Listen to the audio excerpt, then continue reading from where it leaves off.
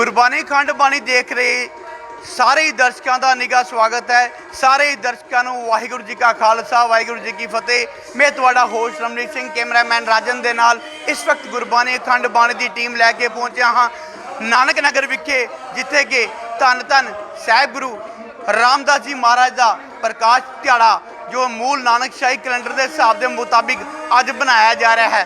इत्थे दी संगत तुसीं देख सकते हो बड़े उत्साह नाल अपने गुरु जी का जो पर्व बना रहे हैं, जन्म दिहाड़ा अज बना रहे हैं। और नाल ही इत्थे जो रागी सिंह जो हैं इत्थे दरबार साहब तो हजूरी रागी कंवलजीत सिंह जी वो इत्थे पहुँचे हैं, वो भी कुछ देर तक पहुँचने वाले हैं। और नाल ही तुहानूं असीं आओ चल के दर्शकों लाइव टैलीकास्ट जो है कीर्तन का दिखाने तो नाल ही धन धन साहिब श्री गुरु ग्रंथ साहिब जी महाराज जी के दर्शन भी कराने हैं।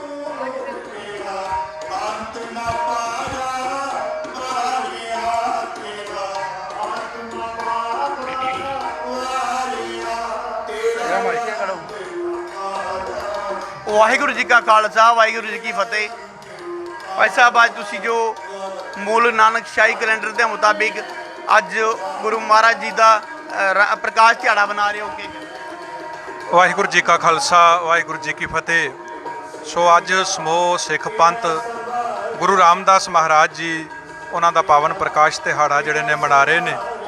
गुरु रामदास महाराज जी का पावन प्रकाश दिहाड़ा मूल नानकशाही कैलेंडर 2003 के मुताबिक अज समूह सिख पंथ बना रहा है। सो समूह सिख पंथ नूं गुरु रामदास महाराज जी के पावन प्रकाश दिहाड़े की लख लख बधाई। नाल ही बेनती है साध संगत गुरु किरपा करे असीं सारे एक सूत्र दे विच जुड़ जाइए, नहीं तो बाबे फरीद साहब जी का बड़े कमाल का एक शब्द गुरु ग्रंथ साहब महाराज दे विच दर्ज है, आप नड़ा गरीबान मैं सिर नीवां कर देख।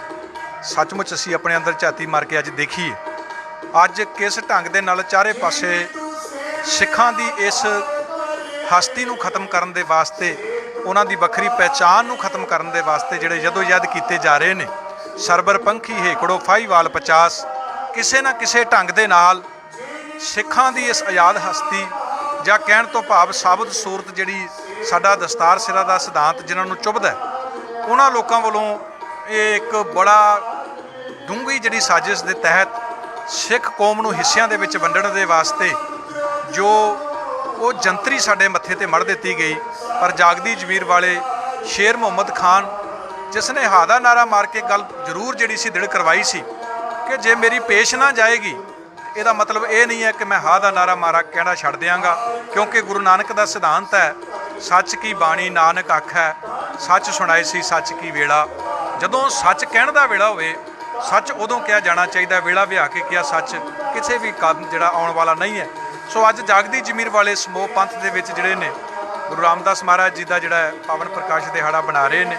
आओ गुरु किरपा करिए मूल नानकशाही कैलेंडर 2003 इहदी अहमियत इहदी खासियत और जे साडे कोलों चला जाता तो साडा दुखांत इस सारी चीज़ नूं असीं समझीए ताकि असीं मूल नानकशाही कैलेंडर नूं पंथ दे विच जिहड़ा सी वो फिर प्रमाण कर लीए। लंबा समा साडे पंथ दे विच रहा पर कुढ़ियां साजिशां दे तहत ये जिहड़ा साडे कोलों जिहड़ा सी इहदा कतल कर दिता गया।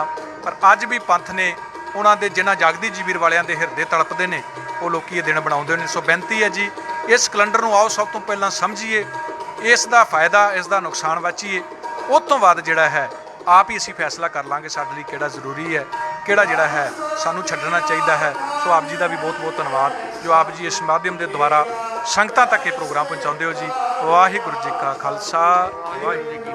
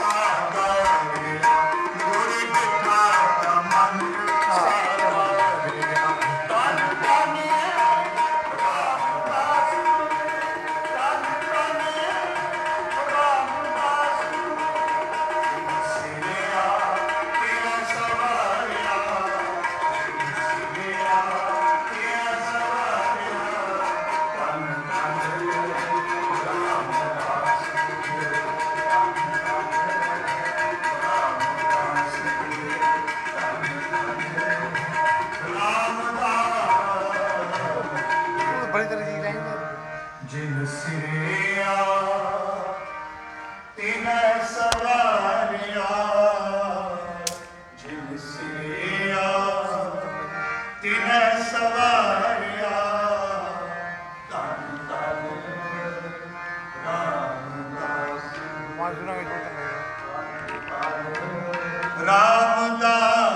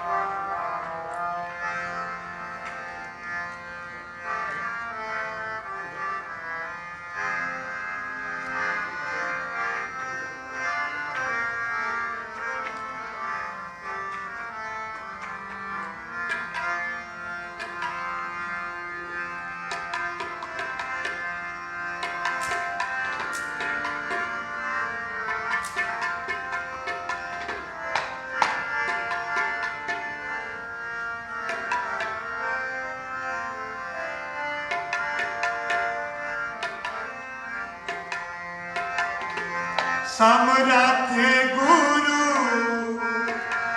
सिर हाथ करियो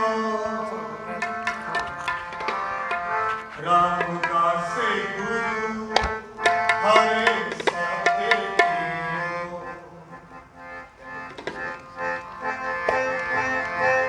समरथ गुरु सिर हाथ करियो समरथ गुरु सिर हाथ करियो रामदास हर संगे रामदास हर समरथ गुरु सिर हाथ करियो समरथ गुरु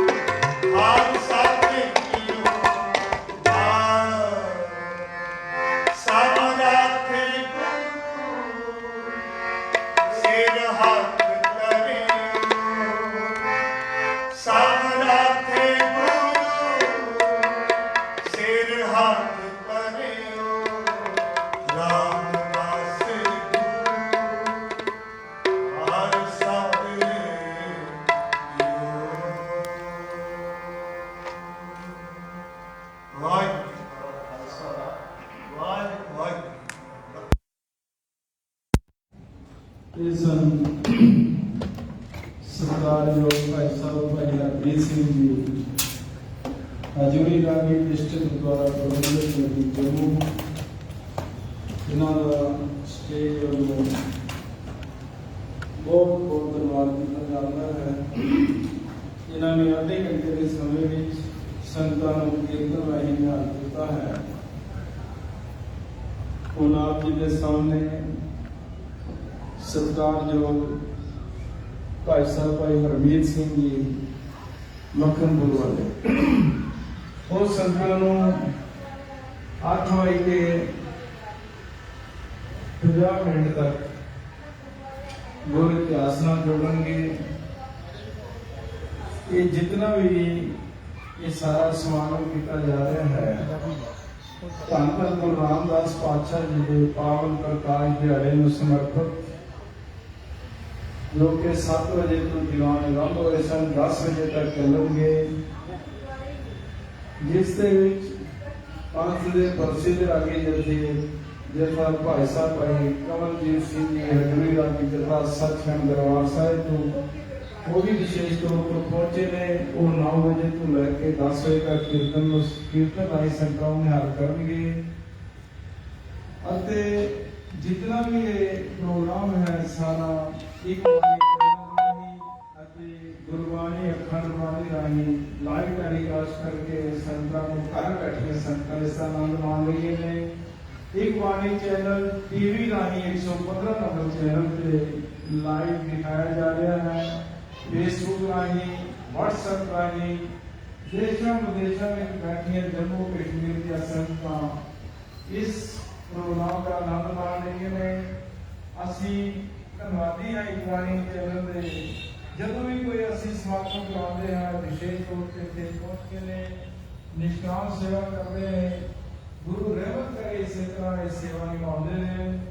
गुरबाणी अखंड बाणी वो भाई साहब भी जिथे भी समारोह होता है जरूर हाजिरी भरते हैं। फेसबुक राही व्हाट्सएप राही वो भी संगतां लाइव टेलीकास्ट करके दिखाते हैं। अज का जो समारोह 10 बजे तक चलेगा, उपरंत गुरु का लंगर भी बरतेगा। संगतां घर बैठिया संगतां जिथे तक साडी आवाज पहुंच रही है हुम हुमा के गुरु घर विखे पहुंचो ਅਤੇ ਗੁਰੂ ਦੀਆਂ ਖੁਸ਼ੀਆਂ ਪ੍ਰਾਪਤ ਕਰੋ। ਹੁਣ ਭਾਈ ਸਾਹਿਬ ਭਾਈ ਹਰਮੀਤ ਸਿੰਘ ਜੀ ਮੱਖਣਪੁਰ ਵਾਲੇ 8:50 ਮਿੰਟ ਤੱਕ ਸੰਗਤਾਂ ਨੂੰ ਗੁਰੂ ਰਾਮਦਾਸ ਪਾਤਸ਼ਾਹ ਜੀ ਦੇ ਜੀਵਨ ਦੇ ਚਾਨਣਾ ਪਾਉਣਗੇ ਅਤੇ ਗੁਰਬਾਣੀ ਵਿਚਾਰਾਂ ਆਪ ਜੀ ਦੇ ਸਾਹਮਣੇ ਸਮਕਸ਼ ਭੇਟ ਰੱਖਣਗੇ। ਹੁਣ ਭਾਈ ਸਾਹਿਬ ਭਾਈ ਹਰਮੀਤ ਸਿੰਘ ਜੀ। ਵਾਹਿਗੁਰੂ ਜੀ ਕਾ ਖਾਲਸਾ, ਵਾਹਿਗੁਰੂ ਜੀ ਕੀ ਫਤਿਹ।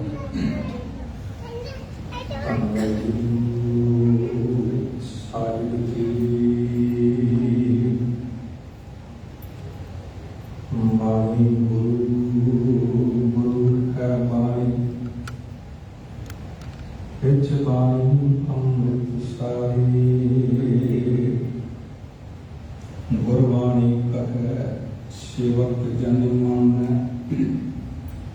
तक गुरु निस्तारे। हम अवगुण परे एक गुण नहीं, अमृत छा लिख एक कहानी। माया मोह परम भूले, सुखदारा स्यों प्रिय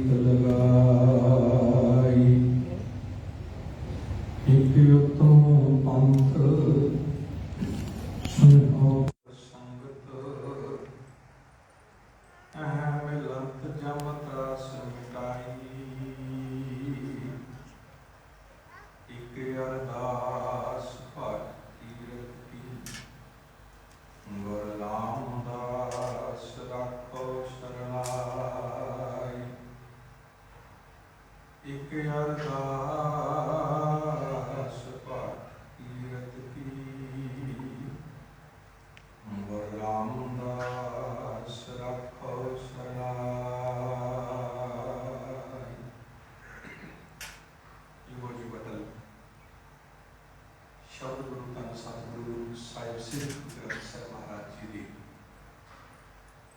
ਪਾਵਨ ਪਵਿੱਤਰ ਗੋਦ ਵਿੱਚ ਜੁੜ ਕੇ ਬੈਠੇ ਅਤ ਸਨਮਾਨਯੋਗ ਸਤਿਸੰਗੀ ਜਨੋ,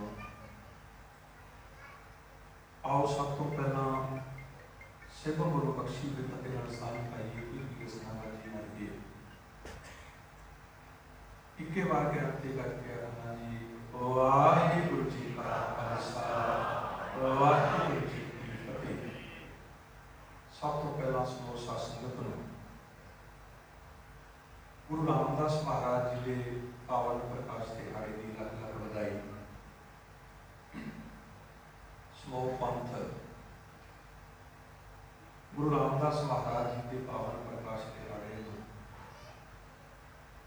ਚੱਜੇ ਚਾਅ ਦੇ ਨਾਲ ਮਨਾ ਰਿਹਾ ਸਾਧ ਸੰਗਤ। ਆਓ ਇਸ ਗੁਰੂ ਘਰ ਦੇ ਵਿੱਚ ਵੀ ਉਪਰਾਲਾ ਕੀਤਾ ਜਾਂਦਾ ਹੈ ਵੀ ਕਿਸੇ ਨਾ ਕਿਸੇ ਢੰਗ ਦੇ ਨਾਲ ਕੋਸ਼ਿਸ਼ ਕੀਤੀ ਜਾਏ ਸਮੂਹ ਪੰਥ ਨੂੰ ਇੱਕ ਸੂਤਰ ਦੇ ਵਿੱਚ ਲਿਆਇਆ ਜਾਏ। ਯਤਨ ਕਰਦੇ ਨੇ ਸਾਰੇ ਪੰਥ ਨੂੰ ਕਲਾਵੇ ਦੇ ਵਿੱਚ ਲੈਣ ਵਾਸਤੇ। ਸੋ ਅੱਜ ਗੁਰੂ ਨਾਨਕ ਸਾਹਿਬ ਕੈਲੰਡਰ 2003 ਜਿਹੜਾ ਸਿੱਖਾਂ ਦਾ ਕੈਲੰਡਰ ਸੀ ਦੇ ਮੁਤਾਬਕ ਕਾਫੀ ਗੁਰੂ ਘਰਾਂ 'ਚ ਮੇਰੇ ਵੀ ਦੋ ਪ੍ਰੋਗਰਾਮ ਸੀ ਸਵੇਰੇ ਦੇ ਪ੍ਰਦੇਸ਼ਾਂ ਦੇ ਵਿੱਚ 12 ਤਰੀਕ ਕਾਫੀ ਥਾਂ ਤੇ ਜਿਹੜੇ ਪ੍ਰੋਗਰਾਮ ਕੀਤੇ ਜਾ ਰਹੇ ਨੇ। ਜ਼ਰੂਰ ਲਾਸਟ ਵਿੱਚ ਵਿਚਾਰ ਕਰਾਂਗਾ। ਗੁਰੂ ਰਾਮਦਾਸ ਮਹਾਰਾਜ ਜਿਨ੍ਹਾਂ ਦਾ ਸਫ਼ਰ ਸਾਧ ਸੰਗਤ ਉੱਥੋਂ ਸ਼ੁਰੂ ਹੁੰਦਾ ਹੈ, ਜਿਹਦਾ ਜ਼ਿਕਰ ਗੁਰੂ ਰਾਮਦਾਸ ਮਹਾਰਾਜ ਆਪ ਕਰਦੇ ਨੇ, ਹਮ ਰੁਲਤੇ ਫਿਰਤੇ ਕੋਈ ਬਾਤ ਨਾ ਪੁੱਛਤਾ। ਜੀਵਨ ਦਾ ਸਫ਼ਰ ਲਾਹੌਰ ਤੋਂ ਸ਼ੁਰੂ ਹੁੰਦਾ ਹੈ, ਜਿੱਥੇ ਕੋਈ ਵੀ ਉਹਨਾਂ ਦੀ ਗੱਲ ਨਹੀਂ ਸੀ ਪੁੱਛਣ ਵਾਲਾ, ਪਰ ਉਸ ਮੁਕਾਮ ਤੇ ਗੁਰੂ ਰਾਮਦਾਸ ਪਹੁੰਚਦੇ ਨੇ ਜਿੱਥੇ ਕੁੱਲ ਦੁਨੀਆ ਦੇ ਲੋਕੀ ਇਹ ਗੱਲ ਕਹਿੰਦੇ ਨੇ, ਬੈਠਾ ਸੋਢੀ ਪਾਤਸ਼ਾਹ ਰਾਮਦਾਸ ਸਤਿਗੁਰ ਕਾ ਨਾਮ। ਜਿਸ ਗੁਰੂ ਰਾਮਦਾਸ ਮਹਾਰਾਜ ਨੂੰ ਲੋਕੀ ਕੋਈ ਅਹਿਮੀਅਤ ਲਾਹੌਰ ਦੇ ਵਿੱਚ ਨਹੀਂ ਸੀ ਦਿੰਦੇ, ਮੇਰੇ ਸਤਿਗੁਰ ਸੱਚੇ ਪਾਤਸ਼ਾਹ ਨੇ ਇਹੋ ਜਿਹੀ ਕਿਰਪਾ ਕੀਤੀ। ਅੱਜ ਕੁੱਲ ਦੁਨੀਆ ਦੇ ਲੋਕੀ, ਦੁਨੀਆ ਦੇ ਕਿਸੇ ਕੋਨੇ ਦੇ ਵਿੱਚ ਵੀ ਸਿੱਖ ਬੈਠਾ ਤੇ ਉਹਦਾ ਦਿਲ ਧੜਕਦਾ ਵੀ ਕਿਤੇ ਮੇਰੇ ਭਾਗ ਜਾਗਣ ਤੇ ਮੈਂ ਵੀ ਗੁਰੂ ਰਾਮਦਾਸ ਮਹਾਰਾਜ ਦੇ ਦਰਬਾਰ 'ਚ ਦੋ ਘੜੀਆਂ ਬਤੀਤ ਕਰਕੇ ਆਵਾਂ। ਇਹ ਸਾਰਾ ਗੁਰੂ ਰਾਮਦਾਸ ਮਹਾਰਾਜ ਜੀ ਦਾ ਜਿਹੜਾ ਸਫ਼ਰ ਸੀ ਸਾਧ ਸੰਗਤ, ਜਿੰਨਾ ਕੁ ਸਮਾਂ ਪ੍ਰਬੰਧਕਾਂ ਵੱਲੋਂ ਹੁਕਮ ਹੋਇਆ ਇਹਦੇ ਤੇ ਵਿਚਾਰਾਂ ਕਰਾਂਗੇ। ਸਭ ਤੋਂ ਪਹਿਲਾਂ ਮੈਂ ਮੰਗਲਾ ਚਰਨ ਦੇ ਰੂਪ ਦੇ ਵਿੱਚ ਭੱਟ ਕੀਰਤ ਜੀ ਦਾ ਇੱਕ ਸੂਫੀ ਆਪ ਜੀ ਨਾਲ ਸਾਂਝਾ ਕੀਤਾ ਹੈ। ਭੱਟ ਸਾਹਿਬਾਨ ਉਹਦੇ ਵਿੱਚ ਸਾਧ ਸੰਗਤ ਸਾਨੂੰ ਕੀ ਸਮਝਾਉਣਾ ਕਰਦੇ ਨੇ, ਕੀ ਸਮਝਾ ਰਹੇ ਨੇ। ਪਹਿਲਾ ਹੀ ਬੰਦ ਹੈ, ਹਮ ਅਵਗੁਣ ਭਰੇ। ਦੁਨੀਆ ਦੇ ਵਿੱਚ ਹਰ ਇੱਕ ਚੀਜ਼ ਸਵੀਕਾਰਨੀ ਬੜੀ ਆਸਾਨ ਹੈ, ਪਰ ਜੇ ਸਭ ਤੋਂ ਕੋਈ ਔਖਾ ਕੰਮ ਦੁਨੀਆ ਦੇ ਵਿੱਚ ਸਵੀਕਾਰਨਾ ਉਹ ਆਪਣਾ ਅਵਗੁਣ ਹੈ। ਕਦੇ ਤੁਸੀਂ ਨੋਟ ਕੀਤਾ ਵੀ ਕਦੇ ਕੋਈ ਆਪਣਾ ਆਦਮੀ ਆਪਣਾ ਅਵਗੁਣ ਦੱਸਦਾ? ਮੈਂ ਛੋਟੇ ਪੱਧਰ ਤੋਂ ਸ਼ੁਰੂ ਕਰਾਂ। ਸਾਡੀ ਬੇਟੀ ਹੋਵੇ, ਮੇਰੀਆਂ ਦੋ ਬੇਟੀਆਂ ਨੇ, ਸਾਡੀ ਬੇਟੀ ਨੂੰ ਖਾਣਾ ਬਣਾਉਣਾ ਨਾ ਆਉਂਦਾ ਹੋਵੇ, ਉਹਨੂੰ ਕੱਪੜੇ ਪ੍ਰੈਸ ਕਰਨੇ ਨਾ ਆਉਂਦੇ ਹੋਣ, ਬਰਤਨ ਸਾਫ਼ ਕਰਨੇ ਨਾ ਆਉਂਦੇ ਹੋਣ। ਕਦੇ ਹੋਇਆ ਵੀ ਕਿਸੇ ਮਾਂ ਨੇ ਜਾ ਕੇ ਗੁਆਂਢੀਆਂ ਦੇ ਘਰ ਦੱਸਿਆ ਹੋਵੇ ਮੇਰੀ ਬੱਚੀ ਨੂੰ ਇਹ ਚੀਜ਼ਾਂ ਨਹੀਂ ਆਉਂਦੀਆਂ? ਅਵਗੁਣ ਇੱਕ ਇਹੋ ਜਿਹੀ ਚੀਜ਼ ਨੂੰ ਕੋਈ ਸਵੀਕਾਰਦਾ ਨਹੀਂ। ਕਿਤਨੇ ਵੀ ਦੁਨੀਆ ਦੇ ਵਿੱਚ ਕਿਸੇ ਆਦਮੀ ਦੇ ਵਿੱਚ ਔਗੁਣ ਕਿਉਂ ਨਾ ਹੋਣ, ਕਮਜ਼ੋਰੀਆਂ ਕਿਉਂ ਨਾ ਹੋਣ, ਗਲਤੀ ਕਿਉਂ ਨਾ ਹੋਣ, ਪਰ ਔਗੁਣ ਨੂੰ ਐਕਸੈਪਟ ਕੋਈ ਨਹੀਂ ਕਰਦਾ। ਥਾਣੇ ਦੇ ਵਿੱਚ ਤੁਸੀਂ ਵੇਖਿਆ ਮੁਜਰਮ ਫੜਿਆ ਜਾਂਦਾ, ਰੰਗੇ ਹੱਥ ਫੜਿਆ ਜਾਂਦਾ, ਚੋਰ ਚੋਰੀ ਕਰਦੇ, ਡਾਕਾ ਮਾਰਦੇ, ਪਰ ਫਿਰ ਵੀ ਕਬੂਲ ਨਹੀਂ ਕਰਦਾ। ਗੁਰੂ ਗ੍ਰੰਥ ਸਾਹਿਬ ਮਹਾਰਾਜ ਦੇ ਵਿੱਚ ਜਿਨ੍ਹਾਂ ਦੀ ਬਾਣੀ ਗੁਰੂ ਸਾਹਿਬ ਲੈ ਕੇ ਆਏ ਨੇ, ਇਹ ਉਹ ਲੋਕੀ ਸੀ ਜਿਨ੍ਹਾਂ ਦੇ ਕੋਲ ਅਵਗੁਣ ਨਾ ਹੁੰਦੇ ਹਨ। ਉਹਨਾਂ ਨੇ ਸਦਾ ਇਹੀ ਅਰਦਾਸ ਕੀਤੀ ਹੈ ਵੀ ਸਤਿਗੁਰੂ ਜੀ ਸਾਡੇ ਇੱਥੇ ਅਵਗੁਣ ਹੀ ਬੜੇ। ਹੁਣ ਪਹਿਲਾਂ ਹੀ ਬੰਦ ਸੀ ਹਮ ਅਵਗੁਣ ਭਰੇ। ਤੁਸੀਂ ਗੁਰੂ ਨਾਨਕ ਸਾਹਿਬ ਮਹਾਰਾਜ ਦੀ ਵੀ ਬਾਣੀ ਪੜ੍ਹੋ ਨਾ, ਬੜੀ ਥਾਂ ਤੇ ਆਉਂਦਾ ਨਾਨਕ ਗਰੀਬ, ਨਾਨਕ ਮਸਕੀਨ, ਨਾਨਕ ਬੇਚਾਰਾ, ਨਾਨਕ ਕੂਕਰ। ਉਹ ਲਫ਼ਜ਼ ਜਿਹੜੇ ਸੀ ਨਾ, ਉਹ ਆਪਣੇ ਵਾਸਤੇ ਗੁਰੂ ਸਾਹਿਬ ਵਰਤਦੇ ਨੇ। ਤੇ ਭੱਟ ਸਾਹਿਬਾਨ, ਭੱਟ ਕੀਰਤ ਜੀ ਇੱਥੇ ਸਾਨੂੰ ਸਮਝਾਉਂਦੇ ਨੇ, ਕਹਿੰਦੇ ਨੇ ਜਦੋਂ ਤੱਕ ਮੈਂ ਗੁਰੂ ਰਾਮਦਾਸ ਮਹਾਰਾਜ ਦੀ ਸ਼ਰਨ ਦੇ ਵਿੱਚ ਨਹੀਂ ਸੀ ਆਇਆ, ਉਦੋਂ ਤੱਕ ਮੇਰਾ ਜੀਵਨ ਕਿਹੋ ਜਿਹਾ ਸੀ। ਕਹਿੰਦੇ ਨੇ ਹਮ ਅਵਗੁਣ ਭਰੇ ਏਕ ਗੁਣ ਨਾ। ਮੇਰੀ ਜ਼ਿੰਦਗੀ ਦੇ ਵਿੱਚ ਇੱਕ ਵੀ ਗੁਣ ਨਹੀਂ ਸੀ। ਮੈਂ ਮੇਰੀ ਸਾਰੀ ਜ਼ਿੰਦਗੀ ਔਗੁਣਾਂ ਦੀ ਭਰੀ ਸੀ। ਵੈਸੇ ਜਿਹੜੇ ਔਗੁਣ ਨੇ ਨਾ ਸਾਡੇ ਔਗੁਣਾਂ ਦੀ ਗਿਣਤੀ 20 ਹੁੰਦੀ ਹੈ। 20 ਭਾਈ ਗੁਰਦਾਸ ਜੀ ਨੇ ਆਪਣੀਆਂ ਵਾਰਾਂ ਦੇ ਵਿੱਚ ਜਿਹੜੇ ਔਗੁਣ ਗਿਣੇ ਨੇ ਨਾ, ਉਹਨਾਂ ਦੀ ਗਿਣਤੀ 20 ਹੈ। ਹਾਲਾਂਕਿ ਭਾਈ ਗੁਰਦਾਸ ਜੀ ਕਿੰਨੇ ਵੱਡੇ ਵਿਦਵਾਨ ਨੇ ਸਾਸਨ, ਜਿਨ੍ਹਾਂ ਦੇ ਪਾਸ ਗੁਰੂ ਪਾਤਸ਼ਾਹ ਨੇ ਬੈਠ ਕੇ ਉਹਨਾਂ ਦੇ ਕੋਲੋਂ ਗੁਰੂ ਗ੍ਰੰਥ ਸਾਹਿਬ ਮਹਾਰਾਜ ਦਾ ਸਰੂਪ ਤਿਆਰ ਕਰਵਾਇਆ। ਉਹ ਕਿੰਨੇ ਵੱਡੇ ਵਿਦਵਾਨ ਹੋਣਗੇ, ਜਿਨ੍ਹਾਂ ਨੇ ਆਪਣੇ ਹੱਥੀਂ ਅਕਾਲ ਤਖਤ ਬਾਬਾ ਬੁੱਢਾ ਤੇ ਭਾਈ ਗੁਰਦਾਸ ਜੀ ਨੇ ਬਣਾਇਆ। ਇਹ ਪਹਿਲੇ ਸੇਵਾਦਾਰ ਸੀ। ਲਵੀ ਸੀ ਅੱਜ ਪਤਾ ਨਹੀਂ ਕਿੱਥੋਂ ਕਿਹੜੀ ਡਿਕਸ਼ਨਰੀ ਚੋਂ ਕੱਢ ਲਿਆਏ ਜਥੇਦਾਰ ਲਵੀ ਸੇਵਾਦਾਰ ਸੀ। ਇਹ ਪਹਿਲੇ ਦੋ ਸੀ। ਕਿੰਨੇ ਵੱਡੇ ਵਿਦਵਾਨ ਹੋਣਗੇ, ਪਰ ਉਹ ਆਪਣੀ ਵਾਰਾਂ ਦੇ ਵਿੱਚ ਜ਼ਿਕਰ ਕਰਦੇ ਨੇ, ਕਹਿੰਦੇ ਨੇ ਮੇਰੇ ਵਿੱਚ ਤੇ 20 ਔਗੁਣ ਨੇ। ਕਦੇ ਉਹ ਭਾਈ ਗੁਰਦਾਸ ਜੀ ਦੀ ਵਾਰ ਪੜ੍ਹ ਕੇ ਵੇਖਿਓ, ਉਹ ਲਿਖਦੇ ਨੇ ਹਉ ਅਪਰਾਧੀ ਗੁਨਾਹਗਾਰ, ਹਉ ਬੇਮੁਖ ਮੰਦਾ, ਚੋਰ ਜ਼ਾਰ ਜ਼ੁਆਰ, ਹਉ ਪਰ ਧਰ ਜਵੰਦਾ, ਨਿੰਦਕ ਦੁਸ਼ਟ ਅਹੰਕਾਰੀ ਠਗ ਦੇਸ਼ ਠਗੰਦਾ, ਕਾਮ ਕ੍ਰੋਧ ਲਭ ਮਦ ਲੋਭ ਮੋਹ ਅਹੰਕਾਰ ਕਰੰਦਾ, ਅਕ੍ਰਿਤ ਧਨ ਵਿਸ਼ਵਾਸ ਘਾਤੀ ਮੈਂ ਕੋ ਨਾ ਰਖੰਦਾ। ਉਹ ਆਪਣੇ ਜੀਵਨ ਦੇ 20 ਔਗੁਣ ਗਿਣਦੇ। ਕਹਿੰਦੇ ਨੇ ਮੇਰੇ 'ਚ ਸਭ ਤੋਂ ਵੱਡਾ ਪਹਿਲਾ ਔਗੁਣ ਹੈ ਹਉ ਅਪਰਾਧੀ। ਮੈਂ ਇੱਕ ਬਹੁਤ ਵੱਡਾ ਅਪਰਾਧੀ। ਤੇ ਅਪਰਾਧ ਕੀ ਹੈ ਮੇਰਾ? ਭਾਈ ਗੁਰਦਾਸ ਜੀ ਕਹਿੰਦੇ ਅਪਰਾਧ ਕੀ ਹੈ? ਧਰਮ ਦੀ ਦੁਨੀਆ 'ਚ ਅਪਰਾਧ ਕੀ ਹੈ? ਇੱਥੇ ਕਿਸੇ ਨੂੰ ਮਾਰਨ ਵਾਲਾ ਅਪਰਾਧ ਨਹੀਂ। ਧਰਮ ਦੀ ਦੁਨੀਆ ਦੇ ਵਿੱਚ ਸਭ ਤੋਂ ਵੱਡਾ ਅਪਰਾਧ ਕੀ ਹੈ? ਗੁਰੂ ਸਾਹਿਬ ਕਹਿੰਦੇ ਨੇ ਗੋਬਿੰਦ ਹਮ ਐਸੇ ਅਪਰਾਧੀ, ਜਿਨ ਪ੍ਰਭ ਜੀਓ ਪਿੰਡ ਥਾਦੀਆ, ਇਸ ਕੀ ਭਾਉ ਭਗਤ ਨਾ ਸਾਧ। ਧਰਮ ਦੀ ਦੁਨੀਆ 'ਚ ਸਭ ਤੋਂ ਵੱਡਾ ਅਪਰਾਧ ਹੈ ਜਿਸ ਮਾਲਕ ਨੇ ਸਾਨੂੰ ਸਰੀਰ ਦਿੱਤਾ ਹੈ, ਜਿਹਨੇ ਸਾਨੂੰ ਹੱਥ ਦਿੱਤੇ ਨੇ, ਜਿਹਨੇ ਸਾਨੂੰ ਅੱਖਾਂ ਦਿੱਤੀਆਂ ਨੇ, ਕੰਨ ਦਿੱਤੇ ਨੇ, ਤੇ ਸੰਸਾਰ ਦੇ ਵਿੱਚ ਆਉਂਦੇ ਆ ਸਭ ਤੋਂ ਪਹਿਲਾਂ ਉਸੇ ਪ੍ਰਮਾਤਮਾ ਨੂੰ ਭੁੱਲ ਜਾਣਾ ਸਭ ਤੋਂ ਵੱਡਾ ਅਪਰਾਧ ਹੈ। ਗੋਬਿੰਦ ਹਮ ਐਸੇ ਅਪਰਾਧੀ। ਹੁਣ ਭਾਈ ਗੁਰਦਾਸ ਜੀ ਕਹਿੰਦੇ ਨੇ ਹਉ ਅਪਰਾਧੀ, ਮੈਂ ਅਪਰਾਧੀ ਹਾਂ, ਗੁਨਾਹਗਾਰ, ਮੈਂ ਬਹੁਤ ਵੱਡਾ ਗੁਨਾਹਗਾਰ, ਮੈਂ ਸੰਸਾਰ ਦੇ ਵਿੱਚ ਬਹੁਤ ਗੁਨਾਹ ਕੀਤੇ ਨੇ। ਹਉ ਅਪਰਾਧੀ ਗੁਨਾਹਗਾਰ। ਇਹ ਸਫ਼ਰ ਜਿਹੜਾ ਲਾਹੌਰ ਤੋਂ ਲੈ ਕੇ ਉਸ ਸਥਾਨ ਤੇ ਪਹੁੰਚਣਾ ਨਾ ਸਾਧ ਸੰਗਤ, ਇਹ ਨਿਮਰਤਾ ਹੈ। ਜੀਵਨ ਦੇ ਵਿੱਚ ਸਭ ਕੁਝ ਹੋਣ ਦੇ ਬਾਵਜੂਦ ਵੀ ਨਿਮਰਤਾ ਜਿਹੜੀ ਜੀਵਨ ਦੇ ਵਿੱਚ ਹੈ ਨਾ, ਉਹਦਾ ਜ਼ਿਕਰ ਭਾਈ ਗੁਰਦਾਸ ਜੀ ਕਰਦੇ ਨੇ। ਕਹਿੰਦੇ ਨੇ ਹਉ ਅਪਰਾਧੀ ਗੁਨਾਹਗਾਰ, ਹਉ ਬੇਮੁਖ ਬੰਦਾ। ਬੇਮੁਖ ਕਿਹੜਾ? ਮੇਰਾ ਮੁਖ ਇੱਕ ਥਾਂ ਤੇ ਨਹੀਂ। ਇੱਕ ਗੁਰਮੁਖ ਹੈ, ਇੱਕ ਬੇਮੁਖ ਹੈ। ਗੁਰਮੁਖ ਉਹ ਹੈ ਜਿਹਦਾ ਮੂੰਹ ਵੀ ਗੁਰੂ ਵਾਲੇ ਪਾਸੇ ਹੈ ਤੇ ਜੋ ਗੁਰ ਦੱਸਿਆ ਬਾਤ ਮੁਰੀਦਾਂ ਜੋਗੀ ਹੈ, ਮੁਰੀਦ ਬਣ ਕੇ ਗੁਰੂ ਦੀ ਗੱਲ ਮੰਨਦਾ। ਤੇ ਬੇਮੁਖ ਕਿਹੜਾ ਹੈ? ਜਿਹੜਾ ਗੁਰੂ ਦਰ ਤੇ ਵੀ ਆਉਂਦਾ ਹੈ, ਗੁਰੂ ਦਰ ਤੇ ਵੀ ਸਿਜਦਾ ਕਰਦਾ ਹੈ, ਉਹਦੀ ਦਿਖਣੀ, ਉਹਦਾ ਲਿਬਾਸ ਸਾਰਾ ਗੁਰਮੁਖਾਂ ਵਾਲਾ, ਪਰ ਹੈ ਬੇਮੁਖ ਹੈ। ਗੁਰੂ ਦੇ ਦਰ ਤੇ ਆਉਂਦਾ, 2 ਦਿਨ 4 ਦਿਨ ਅਰਦਾਸ ਕਰਦਾ। ਜੇ ਤੁਹਾਨੂੰ ਹੀ ਕਿਤੇ ਰੋਗ ਲੱਗ ਜਾਏ ਨਾ ਮਾੜਾ ਜਿਹਾ, ਜੇ 4 ਦਿਨ ਅਰਦਾਸਾਂ ਤੇ ਤਨ ਰੋਗ ਨਾ ਹੋਇਆ ਤੇ ਉਹ 5ਵੇਂ ਦਿਨ ਕਿਤੇ ਹੋਰ ਵੀ ਚਲਾ ਜਾਏਗਾ, ਕਿਸੇ ਹੋਰ ਦੇ ਮੁਖ ਦੇ ਸਾਹਮਣੇ ਵੀ ਖੜਾ ਹੋ ਜਾਏਗਾ। ਭਾਈ ਗੁਰਦਾਸ ਜੀ ਕਹਿੰਦੇ ਇਹ ਵੀ ਇੱਕ ਔਗੁਣ ਹੈ। ਹਉ ਬੇਮੁਖ ਮੰਦਾ, ਮੇਰਾ ਮੁਖ ਇੱਕ ਗੁਰੂ ਪਾਸੇ ਨਹੀਂ ਹੈ ਤੇ ਮੈਂ ਮੰਦਾ। ਚੋਰ ਜ਼ਾਰ ਜ਼ੁਆਰ, ਮੈਂ ਚੋਰ ਵੀ ਹਾਂ, ਚੋਰੀ ਵੀ ਕਰਦਾ, ਜ਼ੁਆਰ ਜੂਆ ਵੀ ਖੇਡਦਾ। ਚੋਰ ਜ਼ਾਰ ਜ਼ੁਆਰ ਪਰ ਘਰ ਜੁੰਦਾ। ਆਪਣੇ ਮਾਲਕ ਦਾ ਘਰ ਛੱਡ ਕੇ ਮੈਂ ਦੂਜਿਆਂ ਦੇ ਘਰਾਂ 'ਚ ਵੀ ਚਲਾ ਜਾਂਦਾ। ਇਹ ਵੀ ਮੇਰੇ ਵਿੱਚ ਇੱਕ ਔਗੁਣ ਹੈ। ਕਾਮ ਕ੍ਰੋਧ ਲਭ ਲੋਭ ਮੋਹ।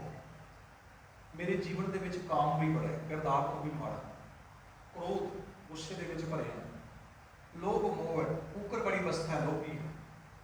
ਕਾਮ ਕ੍ਰੋਧ ਮਦ ਲੋਭ ਮੋਹ ਅਹੰਕਾਰ ਕਰੰਦਾ, ਵਿਸ਼ਵਾਸ ਘਾਤੀ ਅਕ੍ਰਿਤ ਕਰ ਮੈਂ ਕੋ ਨਾ ਰੱਖਦਾ। ਭਾਈ ਗੁਰਦਾਸ ਜੀ ਕਹਿੰਦੇ ਮੈਂ ਵਿਸ਼ਵਾਸਘਾਤੀ ਵੀ ਹਾਂ। ਮੈਂ ਵਿਸ਼ਵਾਸਘਾਤ ਕੀ ਹਾਂ? ਗੁਰੂ ਤੇ ਜਿਹੜਾ ਗੁਰੂ ਨੇ ਗੱਲ ਕਹੀ ਉਹਦੇ ਤੇ ਵਿਸ਼ਵਾਸ ਕਰਕੇ ਫਿਰ ਉਹਦਾ ਵਿਸ਼ਵਾਸ ਤੋੜ ਦੇਣਾ। ਵਿਸ਼ਵਾਸਘਾਤੀ ਅਕ੍ਰਿਤ ਕਰ ਮੈਂ ਕੋ ਨਾ ਰੱਖਦਾ। ਮੈਨੂੰ ਕੋਈ ਦੁਨੀਆ ਦੇ ਵਿੱਚ ਚੱਲਣ ਵਾਲਾ ਨਹੀਂ ਸੀ, ਪਰ ਮੈਨੂੰ ਇੱਕ ਚੀਜ਼ ਬੜੇ ਕਮਾਲ ਦੀ ਮਿਲ ਗਈ। ਮੈਨੂੰ ਗੁਰੂ ਇਹੋ ਜਿਹਾ ਮਿਲ ਗਿਆ, ਸਿਮਰ ਮੁਰੀਦਾ ਢਾਡੀਆਂ ਸਤਿਗੁਰ ਬਖਸ਼ਿੰਦਾ। ਮੈਨੂੰ ਇਹੋ ਜਿਹਾ ਗੁਰੂ ਮਿਲ ਗਿਆ। ਮੇਰੇ ਜੀਵਨ 'ਚ ਇੰਨੇ ਔਗੁਣ ਹੋਣ ਦੇ ਬਾਵਜੂਦ ਵੀ ਜਦੋਂ ਉਸ ਗੁਰੂ ਦੇ ਨਾਲ ਜੁੜਿਆ, ਜਦੋਂ ਉਸ ਗੁਰੂ ਨੂੰ ਸਿਮਰਨਾ ਸ਼ੁਰੂ ਕੀਤਾ ਤੇ ਮੇਰੇ ਗੁਰੂ ਨੇ ਮੇਰੇ 20 ਦੇ 20 ਔਗੁਣ ਬਖਸ਼ ਦਿੱਤੇ। ਮੈਂ ਚੋਰ ਸੀ, ਮੈਂ ਜਵਾਰ ਸੀ, ਮੈਂ ਠੱਗ ਸੀ, ਪਰ ਗੁਰੂ ਦੇ ਵਿੱਚ ਇੱਕ ਏਦਾਂ ਦੀ ਤਾਕਤ ਸੀ, ਜਿੱਦਣ ਗੁਰੂ ਦੇ ਨਾਲ ਜੁੜਿਆ ਮੇਰੇ ਸਾਰੇ ਦੇ ਸਾਰੇ ਔਗੁਣ ਖਤਮ ਹੋ ਗਏ। ਹੁਣ ਇਹੀ ਗੱਲ ਭਟਕੀਰਤ ਜੀ ਕਹਿੰਦੇ ਨੇ, ਹਮ ਆਗੁਣ ਭਰੇ ਏਕ ਗੁਣ ਨਾਹੀ। ਕਹਿੰਦੇ ਮੈਂ ਤਾਂ ਸਾਰੀ ਜ਼ਿੰਦਗੀ ਆਗੁਣਾਂ ਨਾਲ ਭਰਿਆ ਸੀ, ਮੇਰੇ 'ਚ ਤੇ ਗੁਣ ਹੀ ਕੋਈ ਨਹੀਂ ਸੀ। ਤੇ ਕਰਦਾ ਕੀ ਸਾਂ, ਅੰਮ੍ਰਿਤ ਛਾੜ ਵਿਖੈ ਵਿਖ ਖਾਏ। ਪਰਮਾਤਮਾ ਦਾ ਨਾਮ ਜਿਹੜਾ ਅੰਮ੍ਰਿਤ ਸੀ ਉਹਨੂੰ ਮੈਂ ਛੱਡ ਦਿੱਤਾ ਸੀ, ਉਹਨੂੰ ਮੈਂ ਜੀਵਨ ਚੋਂ ਕੱਢ ਦਿੱਤਾ ਸੀ। ਤੇ ਸੰਸਾਰ ਦੀ ਜਿਹੜੀ ਵਿਖ ਹੈ ਨਾ, ਜਿਹੜਾ ਜ਼ਹਿਰ ਹੈ, ਉਹਨੂੰ ਇਕੱਠਾ ਕਰ ਰਿਹਾ ਸਾਂ। ਇਹ ਅੰਮ੍ਰਿਤ ਤੇ ਵਿਖ ਮੈਂ ਥੋੜਾ ਜਿਹਾ ਕਲੀਅਰ ਕਰਦੇ ਹਾਂ। ਪਤਾ ਕੀ ਹੈ, ਇੱਕ ਕਬੀਰ ਸਾਹਿਬ ਦਾ ਸ਼ਬਦ ਹੈ, ਉਹਦੇ ਤੇ ਕਬੀਰ ਸਾਹਿਬ ਬੜੀ ਕਮਾਲ ਦਾ ਇੱਕ ਸਾਨੂੰ ਕੋਚਨ ਰੱਖਦੇ ਨੇ। ਕਹਿੰਦੇ ਨੇ ਮੈਂ ਪਤਾ ਕੀ ਵੇਖ ਰਿਹਾ, ਮੈਂ ਦੇਖਦਾ ਸੰਸਾਰ ਅੱਜ ਅੰਧਾ ਹੋ ਚੁੱਕਿਆ, ਅੰਧਾ, ਮੈਨੂੰ ਨਜ਼ਰ ਨਹੀਂ ਆ ਰਿਹਾ। ਉਹ ਕਹਿੰਦੇ ਅੰਧੇ ਤੋਂ ਭਾਵੇਂ ਨਹੀਂ ਵੀ ਇਹਨਾਂ ਦੀ ਅੱਖਾਂ, ਬਾਹਰਵੀਆਂ ਅੱਖਾਂ ਗਵਾ ਚੁੱਕੀਆਂ। ਉਹ ਕਹਿੰਦੇ ਨੇ ਅੰਧਾ ਇਸ ਕਰਕੇ ਹੋ ਚੁੱਕਿਆ ਹੈ ਵੀ ਜਿੱਧਰ ਜਿੱਧਰ ਬੰਦਾ ਤੁਰਦਾ ਨਾ, ਇਹਦੇ ਰਸਤੇ ਦੇ ਵਿੱਚ ਨੋਟ ਖਿਲਰੇ ਹੋਏ ਨੇ। ਨੋਟ ਤੁਸੀਂ ਦੇਖੋ, ਅਸੀਂ ਇੱਥੋਂ ਬਾਹਰ ਜਾਈਏ ਤੇ ਰਾਹ ਦੇ ਵਿੱਚ ਨੋਟ ਪਏ ਹੋਣ 500 1000 ਦੇ, ਤੇ ਅਸੀਂ ਉਹਦੇ ਤੇ ਪੈਰ ਰੱਖ ਕੇ ਅੱਗੇ ਤੁਰਦੇ ਜਾਈਏ, ਤੇ ਜਿਹੜਾ ਸਾਡੇ ਪਿੱਛੇ ਆਵੇਗਾ ਉਹ ਪੱਕਾ ਸੋਚੇਗਾ ਵੀ ਇਹ ਬੰਦਾ ਲੱਗਦਾ ਅੰਨਾ ਹੈ। ਵੀ ਜੇ ਦੇਖਦਾ ਹੋਵੇ ਤੇ ਇਹਦੇ ਨੋਟ ਚੁੱਕ ਕੇ ਜੇਬ ਵਿੱਚ ਪਾਣੇ ਸੀ, ਇਹਦਾ ਮਤਲਬ ਇਹ ਬੰਦਾ ਅੰਨਾ ਹੈ, ਮੈਨੂੰ ਨਜ਼ਰ ਨਹੀਂ ਆ ਰਿਹਾ ਵੀ ਸਾਹਮਣੇ ਨੋਟ ਪਏ ਨੇ। ਬਾਬਾ ਕਬੀਰ ਸਾਹਿਬ ਕਹਿੰਦੇ ਨੇ ਸੰਸਾਰ ਦੇ ਵਿੱਚ ਵੀ ਮੈਨੂੰ ਲੱਗਦਾ ਹੈ, ਜੇ ਸੰਸਾਰ ਵੀ ਨਾ ਅੰਧਾ ਹੈ, ਮੈਨੂੰ ਨਜ਼ਰ ਨਹੀਂ ਆ ਰਿਹਾ ਇਹਦੇ ਸਾਹਮਣੇ ਕੀ। ਇਹਦੇ ਸਾਹਮਣੇ ਨੋਟ ਨਹੀਂ ਨੇ, ਇਹਦੇ ਸਾਹਮਣੇ ਮੋਤੀ ਪਏ ਹੋਏ ਨੇ, ਮੋਤੀ। ਸ਼ਬਦ ਹੈ ਕਬੀਰ ਮਾਰਗ ਮੋਤੀ ਇਥਰੈ ਅੰਧਾ ਨਿਕਸਿਓ ਹੈ। ਮਾਰਗ ਕਹਿੰਦੇ ਨੇ ਰਾਹ ਨੂੰ, ਰਸਤੇ ਨੂੰ, ਕਹਿੰਦੇ ਨੇ ਰਸਤੇ 'ਚ ਮੋਤੀ ਨੇ, ਪਰ ਬੰਦਾ ਕੀ ਕਰਦਾ, ਉਹਨੂੰ ਚੁੱਕਦਾ ਨਹੀਂ, ਉਹਦੇ ਕੋਲੋਂ ਲੰਘ ਜਾਂਦਾ। ਮੋਤੀ ਪਤਾ ਕਿਹੜੇ ਨੇ, ਦੂਜੇ ਮੋਤੀ ਨਹੀਂ ਨੇ ਆ ਗਿਰੇ। ਇੱਥੇ ਸਾਡੇ ਮਾਰਗ ਦੇ ਵਿੱਚ ਮੋਤੀ ਜਿਹੜਾ ਹੈ ਨਾ, ਉਹ ਹੈ ਨਿਤਨੇਮ। ਇੱਕ ਮੋਤੀ ਹੈ, ਕਿੰਨੇ ਕੁ ਲੋਕੀ ਇਹਨੂੰ ਸਾਂਭ ਕੇ ਜੇਬ 'ਚ ਪਾਉਂਦੇ ਨੇ। ਸਤਿਗੁਰੂ ਕਹਿੰਦੇ ਅੱਧੀਆਂ ਦੀ ਤਰ੍ਹਾਂ ਲੋਕੀ ਜਿਹੜੇ ਨੇ ਇਹਦੇ ਕੋਲੋਂ ਲੰਘ ਜਾਂਦੇ। ਇਹਦੇ ਜੀਵਨ ਦੇ ਵਿੱਚ ਮੋਤੀ ਜਿਹੜਾ ਸੀ, ਉਹ ਸੀ ਅੰਮ੍ਰਿਤ ਵੇਲੇ ਦੀ ਸਾਂਭ। ਕਿੰਨੇ ਕੁ ਲੋਕਾਂ ਨੇ ਅੰਮ੍ਰਿਤ ਵੇਲੇ ਦੀ ਸਾਂਭ ਕੀਤੀ। ਕਬੀਰ ਸਾਹਿਬ ਕਹਿੰਦੇ ਮੈਨੂੰ ਤੇ ਅੰਨੇ ਲੱਗ ਰਹੇ ਨੇ ਸਾਰੇ, ਵੀ ਕਿੰਨੇ ਕਮਾਲ ਦੀ ਇਹਨਾਂ ਕੋਲ ਚੀਜ਼ ਸੀ, ਕੋਲੋਂ ਲੰਘ ਰਹੇ। ਇਹਨਾਂ ਦੇ ਜੀਵਨ ਦੇ ਵਿੱਚ ਮੋਤੀ ਸੀ ਬਾਣਾ। ਸਤਿਗੁਰੂ ਸੱਚੇ ਪਾਤਸ਼ਾਹ ਕਹਿੰਦੇ ਕੋਲੋਂ ਲੰਘ ਰਹੇ ਨੇ, ਪਤਾ ਨਹੀਂ। ਜਿਹੜੀਆਂ ਵੀ ਜੀਵਨ ਦੇ ਵਿੱਚ ਪਰਮਾਤਮਾ ਦੇ ਨਾਲ ਜੁੜਨ ਦੀਆਂ ਚੀਜ਼ਾਂ ਸੀ, ਬੰਦਾ ਅੰਧਿਆਂ ਦੀ ਤਰ੍ਹਾਂ ਉਹਦੇ ਕੋਲੋਂ ਨਿਕਲ ਰਿਹਾ। ਕਬੀਰ ਮਾਰਗ ਮੋਤੀ ਵਿਥਰੈ ਅੰਧਾ ਨਿਕਸਿਓ ਹੈ। ਸਾਰੀਆਂ ਚੀਜ਼ਾਂ ਬੰਦਾ, ਜਿਹੜੀਆਂ ਚੀਜ਼ਾਂ ਇਕੱਠੀਆਂ ਕਰਨੀਆਂ ਸੀ, ਉਹ ਸਾਰੀਆਂ ਦੀ ਸਾਰੀਆਂ ਬੰਦਾ ਛੱਡ ਕੇ ਜਾ ਰਿਹਾ। ਇਸੇ ਗੱਲ ਨੂੰ ਭੱਟ ਸਾਹਿਬ ਕਹਿੰਦੇ ਨੇ, ਕਹਿੰਦੇ ਅੰਮ੍ਰਿਤ ਛਾੜ। ਅੰਮ੍ਰਿਤ ਸੀ ਪਰਮਾਤਮਾ ਦਾ ਨਾਮ, ਉਹ ਛੱਡਿਆ ਜਾ ਰਿਹਾ ਤੇ ਵਿਖੈ ਵਿਖ ਖਾਏ। ਦੁਨੀਆ ਦੀ ਵਿਖ ਜਿਹੜੀ ਸੀ, ਨਾਸ਼ਵੰਤ ਪਦਾਰਥ ਇਕੱਠੇ ਕੀਤੇ ਜਾ ਰਹੇ। ਮਾਇਆ ਮੋਹ ਭਰਮ ਭੈ ਭੂਲੇ। ਸੰਸਾਰ ਦੀ ਇਸ ਮਾਇਆ ਨੇ ਇਹੋ ਜਿਹੇ ਭਰਮ, ਇਹੋ ਜਿਹੇ ਭੁਲੇਖੇ 'ਚ ਪਾਇਆ ਹੈ ਕਿ ਬੰਦਾ ਪਰਮਾਤਮਾ ਨੂੰ ਭੁੱਲ ਗਿਆ, ਪਰਮਾਤਮਾ ਤੋਂ ਵਾਰਾ ਹੋ ਗਿਆ। ਤੇ ਕੀਤਾ ਕੀ ਉਹਨੇ, ਕੀ ਸੁਖ ਦਾਰਾਸ ਨੂੰ ਪ੍ਰੀਤ ਲਗਾਈ। ਉਹਦੀ ਇਹੋ ਜਿਹੀ ਪ੍ਰੀਤ ਆਪਣੇ ਪੁੱਤਰ, ਆਪਣੀ ਪਤਨੀ, ਆਪਣੇ ਪਰਿਵਾਰ, ਉਹਨਾਂ ਦੇ ਨਾਲ ਲੱਗ ਗਈ। ਉਹ ਸੋਚਦਾ ਸੀ ਸਭ ਕੁਝ ਇਹੀ ਹੈ, ਸਭ ਕੁਝ ਮੇਰੇ ਵਾਸਤੇ। ਪਰ ਇੱਥੇ ਭੱਟ ਸਾਹਿਬ ਕਹਿੰਦੇ ਨੇ ਇੱਕ ਉੱਤਮ ਪੰਥ ਸੁਣਿਓ ਗੁਰ ਸੰਗਤ। ਕਹਿੰਦੇ ਨੇ ਇੰਨੇ ਚਿਰ 'ਚ ਮੈਨੂੰ ਪਤਾ ਲੱਗ ਗਿਆ, ਮੇਰਾ ਜੀਵਨ ਇਦਾਂ ਦਾ ਸੀ, ਮੈਨੂੰ ਪਤਾ ਲੱਗ ਗਿਆ ਕਿ ਤੇ ਬੜੇ ਕਮਾਲ ਦਾ ਇਸ ਸੰਸਾਰ ਦੇ ਵਿੱਚ ਪੰਥ ਵੀ ਹੈ। ਪਰ ਉਹ ਪੰਥ ਪਤਾ ਕਿਹੜਾ ਹੈ, ਜਿਸ ਪੰਥ ਬਾਰੇ ਸਤਿਗੁਰੂ ਲਿਖਦੇ, ਮਾਰਿਆ ਸਿੱਕਾ ਜਗਤ ਵਿੱਚ ਨਾਨਕ ਨਿਰਮਲ ਪੰਥ ਚਲਾਇਆ, ਥਾਪਿਆ ਲੈਣਾ ਜੀਵ ਦੇ ਗੁਰਿਆਈ ਸਿਰ ਛਤਰ ਕਰਾਇਆ। ਇਹ ਉਹ ਪੰਥ ਸੀ ਜਿਸ ਪੰਥ ਨੇ ਸਾਧ ਸੰਗਤ ਸੰਸਾਰ ਦੇ ਵਿੱਚ ਦੁਨੀਆ ਦੇ ਲੋਕਾਂ ਨੂੰ ਇੱਕ ਵੱਖਰੀ ਰੋਸ਼ਨੀ, ਇੱਕ ਵੱਖਰਾ ਪੈਗਾਮ ਦੇ ਕੇ ਵੱਖਰਾ ਧਰਮ ਦੁਨੀਆ ਦੇ ਸਾਹਮਣੇ ਦੱਸਿਆ, ਔਰ ਅਸਲ ਧਰਮ ਦੱਸਿਆ। ਭੱਟ ਸਾਹਿਬ ਕਹਿੰਦੇ ਕਿ ਮੈਨੂੰ ਪਤਾ ਲੱਗਾ ਇੱਕ ਉੱਤਮ ਪੰਥ ਸੁਣੋ ਗੁਰ ਸੰਗਤ, ਐ ਮਿਲਤ ਜਮ ਤਰਾਸ ਘਟਾਈ। ਜਦੋਂ ਮੈਂ ਉਸ ਦੇ ਵਿੱਚ ਸ਼ਾਮਲ ਹੋ ਕੇ ਉਹਦੀ ਗੱਲ ਨੂੰ ਸੁਣਿਆ, ਮੇਰੀ ਜੰਮਾਂ ਦੀ ਤਰਾਸ, ਜਿਹੜੀ ਮੈਨੂੰ ਮੌਤ ਤੋਂ ਬਾਅਦ ਜੰਮਾਂ ਤੋਂ ਡਰ ਲੱਗਦਾ ਸੀ, ਉਹ ਖਤਮ ਹੋ ਗਿਆ। ਹੁਣ ਤੇ ਇੱਕੋ ਹੀ ਅਰਦਾਸ ਹੈ, ਇੱਕ ਅਰਦਾਸ ਭਾਟ ਕੀਰਤ ਕੀ ਗੁਰੂ ਰਾਮਦਾਸ ਰੱਖੋ ਸ਼ਰਨ। ਮੇਰੇ ਤੇ ਕਿਰਪਾ ਕਰ, ਮੈਂ ਤੇ ਬੜਾ ਆਪਣਾ ਦਾ ਭਰਿਆ ਸੀ, ਤੇਰੀ ਸ਼ਰਨ ਦੇ ਵਿੱਚ ਆਇਆ ਹੁਣ, ਮੇਰੇ ਤੇ ਕਿਰਪਾ ਕਰ, ਮੈਨੂੰ ਸਾਰੀ ਜ਼ਿੰਦਗੀ ਆਪਣੀ ਸ਼ਰਨ ਦੇ ਵਿੱਚ ਰੱਖੀ। ਦੱਸਦੇ ਨੇ ਗੁਰੂ ਰਾਮਦਾਸ ਮਹਾਰਾਜ ਦੀ ਸ਼ਰਨ ਵਿੱਚ। ਔਰ ਇਹੋ ਜਿਹੇ ਮਹਾਨ ਗੁਰੂ ਜਿਨ੍ਹਾਂ ਦੀਆਂ ਪ੍ਰਸ਼ੰਸਾ ਦੇ ਵਿੱਚ ਬਹੁਤ ਸਾਰੇ ਸ਼ਬਦ ਭੱਟ ਸਾਹਿਬਾਨਾਂ ਦੀਆਂ ਕ੍ਰਿਸ਼ਤੀਆਂ ਦੇ ਵਿੱਚ ਚਾਹੇ ਨੇ। ਇਹਨਾਂ ਦਾ ਪਾਵਨ ਪ੍ਰਕਾਸ਼ ਜਿਹੜਾ ਹੈ, ਅੱਜ ਦਾ ਪਾਕਿਸਤਾਨ ਲਾਹੌਰ ਦਾ ਗੰਗਾ ਮੰਡੀ, ਉਸ ਇਲਾਕੇ ਦੇ ਵਿੱਚ ਜਦੋਂ ਹੁੰਦਾ 1534 ਦੇ ਵਿੱਚ, ਇਹ ਉਹ ਸਮਾਂ ਸੀ ਸਾਧ ਸੰਗਤ ਜਦੋਂ 4 ਗੁਰੂ ਸਾਹਿਬਾਨ ਇਕੱਠੇ ਤਕਰੀਬਨ 35-38 ਕਿਲੋਮੀਟਰ ਦੇ ਫਾਸਲੇ ਤੇ ਮੌਜੂਦ ਨੇ। ਗੁਰੂ ਨਾਨਕ ਸਾਹਿਬ ਮਹਾਰਾਜ ਕਰਤਾਰਪੁਰ ਸਾਹਿਬ ਦੇ ਵਿੱਚ ਨੇ, ਔਰ ਉਹਨਾਂ ਦੀ ਸ਼ਰਨ ਦੇ ਵਿੱਚ ਗੁਰੂ ਅੰਗਦ ਸਾਹਿਬ ਮਹਾਰਾਜ ਆਏ ਹੋਏ, ਉਹਨਾਂ ਦਾ ਨਾਮ ਭਾਈ ਲੈਣਾ। ਗੁਰੂ ਅਮਰਦਾਸ ਮਹਾਰਾਜ ਉਸ ਵਕਤ ਜਿਹੜੇ ਨੇ ਉਹਨਾਂ ਦਾ ਬਾਸਰਕੇ ਪਿੰਡ ਹੈ, ਅੰਮ੍ਰਿਤਸਰ ਦੇ ਅੱਜ ਵੀ ਲਾਗੇ। ਉਸ ਵਕਤ ਅੰਮ੍ਰਿਤਸਰ ਸ਼ਹਿਰ ਨਹੀਂ ਸੀ, ਅੰਮ੍ਰਿਤਸਰ ਬਾਅਦ 'ਚ ਬਣਿਆ। ਪਹਿਲਾਂ ਇਸ ਇਲਾਕੇ ਦਾ ਨਾਮ ਜਿਹੜਾ ਸੀ ਬਾਸਰਕੇ, ਉਹ ਅੱਜ ਵੀ ਉਸ ਪਿੰਡ ਦਾ ਨਾਮ ਬਾਸਰਕੇ ਹੈ, ਅੰਮ੍ਰਿਤਸਰ ਸ਼ਹਿਰ ਦੇ ਬਾਅਦ 'ਚ ਵਸਾਇਆ ਗਿਆ। ਗੁਰੂ ਨਾਨਕ ਸਾਹਿਬ ਮਹਾਰਾਜ ਕਰਤਾਰਪੁਰ ਨੇ, ਗੁਰੂ ਅੰਗਦ ਸਾਹਿਬ ਉਹਨਾਂ ਦੀ ਸ਼ਰਨ ਦੇ ਵਿੱਚ ਨੇ, ਤੇ ਗੁਰੂ ਰਾਮਦਾਸ ਮਹਾਰਾਜ ਬਾਸਰਕੇ ਪਿੰਡ ਦੇ ਵਿੱਚ ਨੇ। ਤੇ ਅੱਜ ਲਾਹੌਰ ਦੇ ਵਿੱਚ ਪੂਨਾ ਮੰਡੀ ਪਿੰਡ ਦੇ ਵਿੱਚ ਜਿਹੜੇ ਨੇ ਗੁਰੂ ਰਾਮਦਾਸ ਮਹਾਰਾਜ ਜੀ ਦਾ ਪਾਵਨ ਪ੍ਰਕਾਸ਼ ਹੋਇਆ। ਗੁਰੂ ਰਾਮਦਾਸ ਮਹਾਰਾਜ ਦਾ ਪਾਵਨ ਪ੍ਰਕਾਸ਼ ਨੂੰ ਸੰਖੇਪ ਜਿਹੀ ਉਹਨਾਂ ਦਾ ਜੀਵਨ ਗ੍ਰੰਥ ਸਾਂਝਾ ਕਰਾਂ। ਪੁਰਾਣੇ ਸਮਿਆਂ 'ਚ ਅੱਜ ਵੀ ਬਜ਼ੁਰਗਾਂ ਦੇ ਵਿੱਚ, ਘਰਾਂ ਦੇ ਵਿੱਚ ਨਾ, ਚਾਹੇ ਅਸੀਂ ਕੋਈ ਫਸਲ ਪਹਿਲੀ ਲਾ ਦਈਏ ਨਾ, ਫਸਲ ਜਿਹੜੀ ਸਭ ਤੋਂ ਪਹਿਲੀ ਫਸਲ ਲੱਗ ਜਾਂਦੀ, ਮੰਨ ਲਓ ਝੋਨਾ ਲੱਗ ਜੇ, ਉਹਦੇ ਬਾਰੇ ਇੱਕ ਲਫ਼ਜ਼ ਵਰਤਿਆ ਜਾਂਦਾ ਜੇਠਾ। ਅਸੀਂ ਝੋਨਾ, ਬਜ਼ੁਰਗਾਂ ਨੂੰ ਪਤਾ ਹੋਣਾ, ਝੋਨਾ ਜੇਠਾ ਲਾਇਆ, ਜੇਠੇ ਤੋਂ ਭਾਵ ਪਹਿਲਾਂ। ਜਾਂ ਸਾਡੇ ਪਰਿਵਾਰਾਂ 'ਚ ਇੱਕ ਲਫ਼ਜ਼ ਵਰਤਿਆ ਜਾਂਦਾ ਹੈ, ਜਿਹੜਾ ਪਰਿਵਾਰ ਦੇ ਵਿੱਚ ਵੱਡਾ ਹੋਵੇ ਨਾ, ਆਮ ਲਫ਼ਜ਼ ਕਹਿੰਦੇ ਨੇ ਸਾਡਾ ਜੇਠ ਹੈ। ਜੇਠ ਤੋਂ ਭਾਵ ਕੀ ਹੈ? ਜਿਹੜਾ ਮੇਰੇ ਪਤੀ ਤੋਂ ਵੱਡਾ ਹੈ, ਉਹਦੇ ਵਾਸਤੇ ਲਫ਼ਜ਼ ਵਰਤਿਆ ਜਾਂਦਾ ਜੇਠ।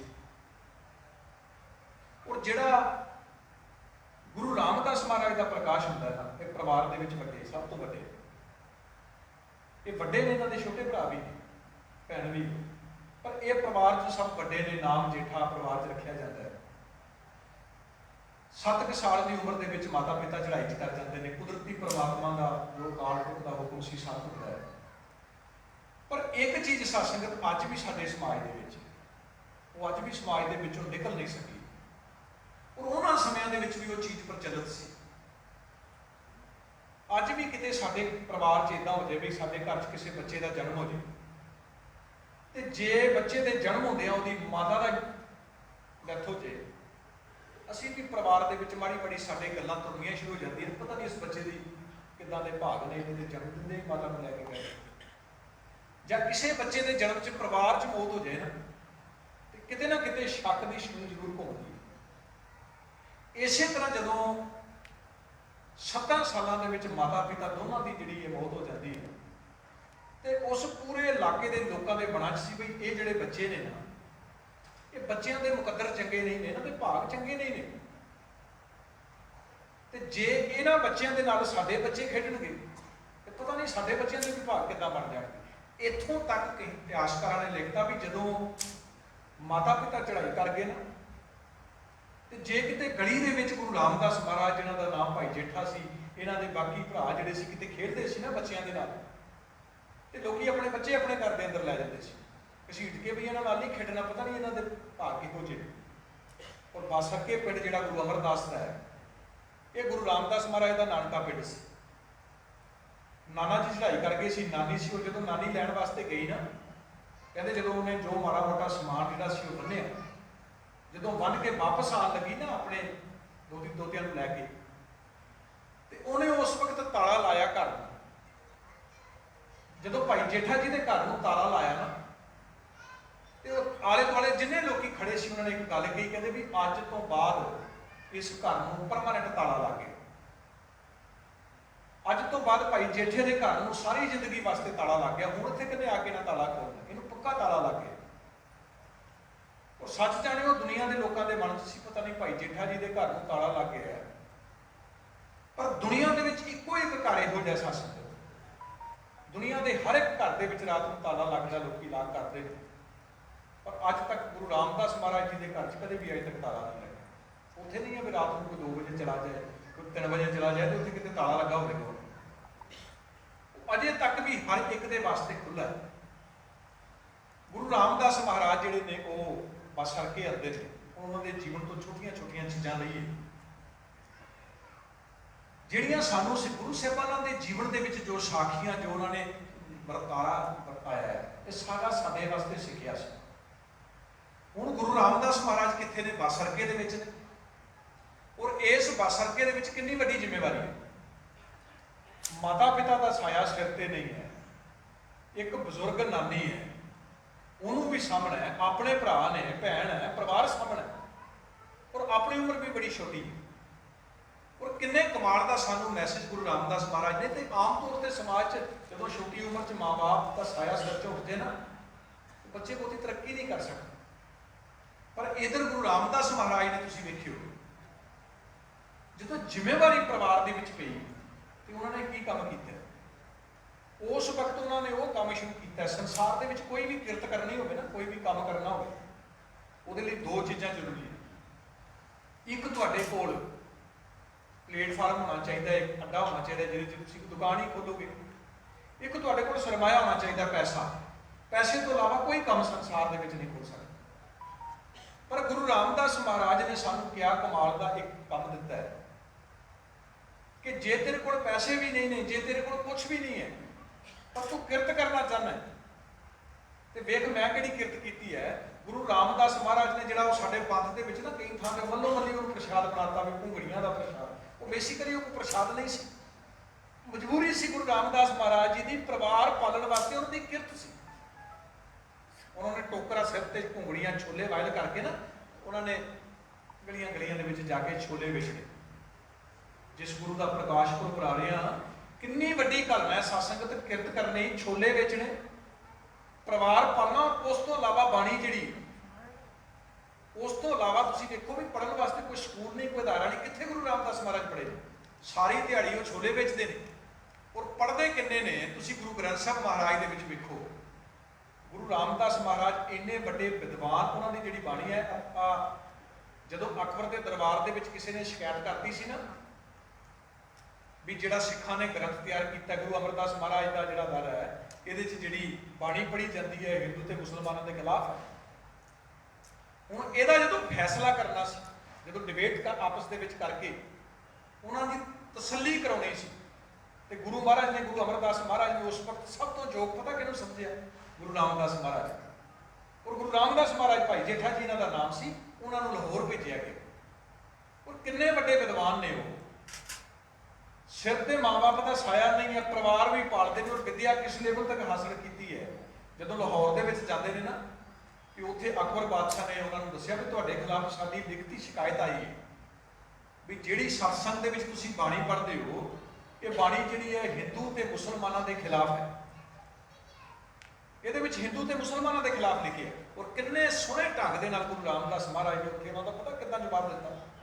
ਉਹਨਾਂ ਨੇ ਪਹਿਲਾ ਸਵਾਲ ਪੁੱਛਿਆ, ਕਹਿੰਦੇ ਜੀ ਜਿਹਨੂੰ ਸ਼ੰਕਾ ਹੈ ਨਾ, ਮੇਰੇ ਸਾਹਮਣੇ ਆ ਕੇ ਮੈਨੂੰ ਦੱਸੇ।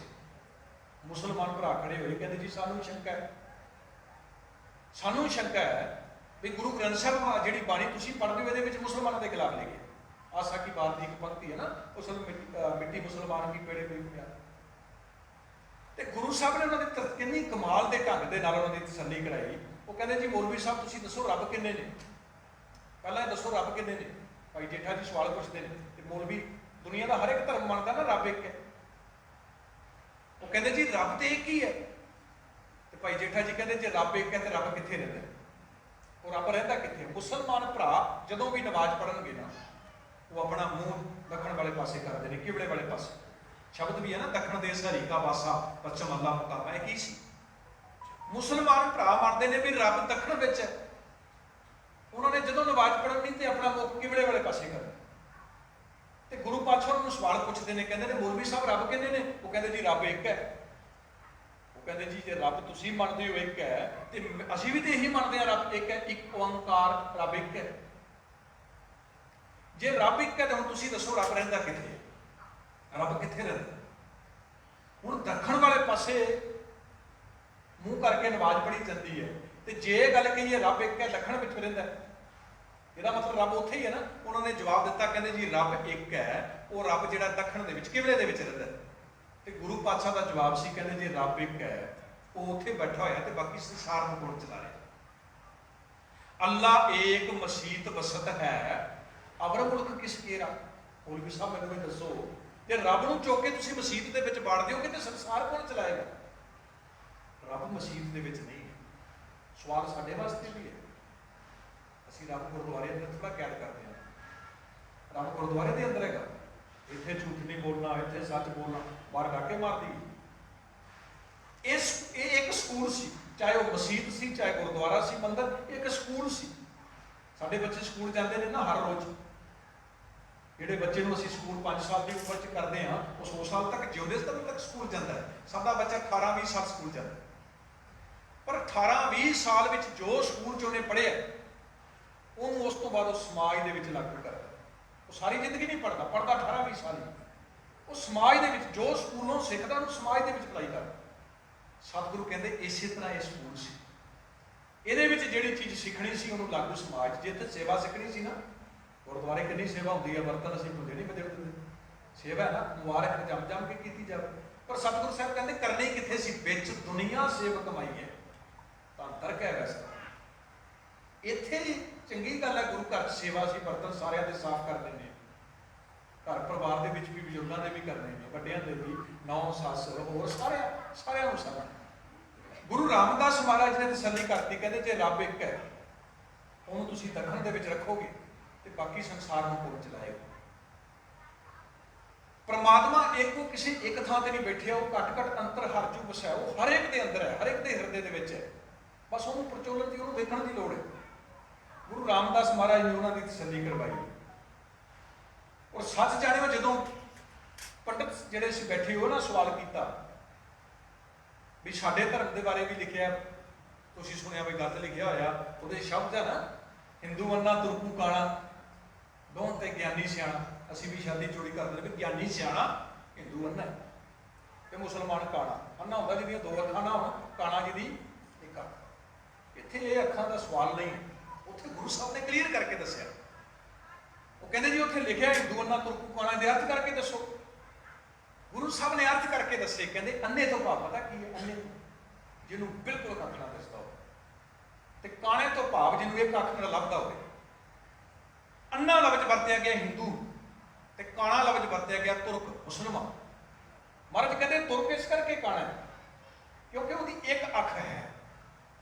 ਉਹਦੀ ਇੱਕ ਅੱਖ ਹੈ ਵੀ ਉਹ ਰੱਬ ਇੱਕ ਨੂੰ ਮੰਨਦਾ। ਮੁਸਲਮਾਨ ਇੱਕ ਰੱਬ ਨੂੰ ਮੰਨਦਾ, ਉਹ ਨਹੀਂ ਥਾਂ ਤੇ ਜਾ ਕੇ ਸਿਰ ਝੁਕਾ ਦਿੰਦਾ, ਉਹ ਇੱਕੋ ਰੱਬ ਨੂੰ ਮੰਨਦਾ।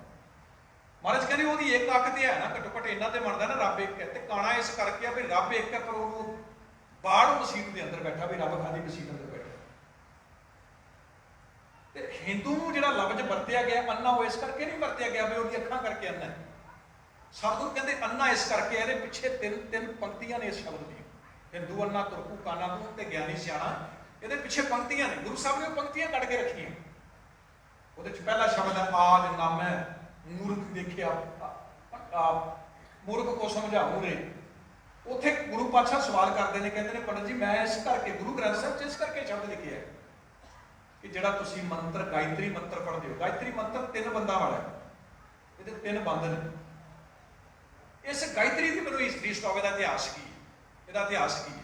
ਹੁਣ ਸਨਾਤਨ ਧਰਮ 'ਚ ਤੁਸੀਂ ਉਹਨੂੰ ਪੁੱਛੋ ਬਈ ਗਾਇਤਰੀ ਦਾ ਇਤਿਹਾਸ ਦੱਸੋ, ਇਹ ਉਹਨਾਂ ਦੇ ਗ੍ਰੰਥ 'ਚ ਲਿਖਿਆ ਹੈ। ਗਾਇਤਰੀ ਕੀ ਹੈ? ਜਿਹੜਾ ਗਾਇਤਰੀ ਮੰਤਰ ਪੜ੍ਹਦੇ ਨੇ ਨਾ, ਦਰਅਸਲ ਗਾਇਤਰੀ ਬਾਰੇ ਲਿਖਿਆ ਹੈ ਵੀ ਗਾਇਤਰੀ ਪਿਛਲੇ ਯੁੱਗ ਦੇ ਵਿੱਚ ਗਾਂ ਸੀ, ਗਾਂ ਨੂੰ ਗਾਇਤਰੀ ਕਹਿੰਦੇ ਨੇ। ਤ੍ਰਿਪਾਲ ਮੰਤਰ ਜਿਹੜਾ ਨਾ 3 ਪਦਾਂ ਵਾਲਾ ਗਾਇਤਰੀ ਤੋਂ ਬਣਿਆ। ਔਰ ਗੁਰੂ ਗ੍ਰੰਥ ਸਾਹਿਬ 'ਚ ਵੀ ਸ਼ਬਦ ਹੈ ਵੀ ਉਹਨਾਂ ਲੋਕਾਂ ਨੇ ਮੰਨਿਆ ਗਾਇਤਰੀ ਪਿਛਲੇ ਜਨਮ 'ਚ ਗਾਂ ਸੀ। ਇਹ ਕੀ ਕਰਦੀ ਸੀ? ਹਰ ਰੋਜ਼ ਇੱਕ ਜ਼ਿਮੀਂਦਾਰ ਸੀ, ਉਹਦਾ ਨਾਮ ਸੀ ਲੋਧਾ। ਗੁਰੂ ਗ੍ਰੰਥ ਸਾਹਿਬ 'ਚ ਉਹਦਾ ਨਾਮ ਵੀ ਆਇਆ। ਇਹ ਗਾਇਤਰੀ ਕੀ ਕਰਦੀ ਸੀ ਵੀ ਹਰ ਰੋਜ਼ ਉਸ ਜ਼ਿਮੀਂਦਾਰ ਦੇ ਨਾ ਫਸਲ, ਉਹਦੇ ਖੇਤਾਂ 'ਚ ਜਾ ਕੇ ਫਸਲ ਖਾਂਦੀ ਸੀ, ਉਹਦੀ ਫਸਲ ਤਬਾਹ ਕਰਦੇ। ਇੱਕ ਦਿਨ ਉਹ ਗੁੱਸੇ ਦੇ ਵਿੱਚ ਆਇਆ, ਉਹਨੇ ਗੁੱਸੇ ਦੇ ਵਿੱਚ ਆ ਕੇ ਕੀ ਕੀਤਾ, ਇੱਕ ਲਾਠੀ ਲੈ ਕੇ ਨਾ, ਕੁਦਰਤੀ ਗੱਲ ਹੈ ਸਤਸੰਗਤ, ਸਾਰੀ ਦਿਹਾੜੀ ਕਿਸਾਨ ਮਿਹਨਤ ਕਰੇ ਤੇ ਜਦੋਂ ਉਹਦੇ ਫਸਲ ਨੂੰ ਕੋਈ ਪਸ਼ੂ ਜਾੜੇਗਾ ਉਹਨੇ ਤੇ ਮਾਰਨਾ ਹੀ।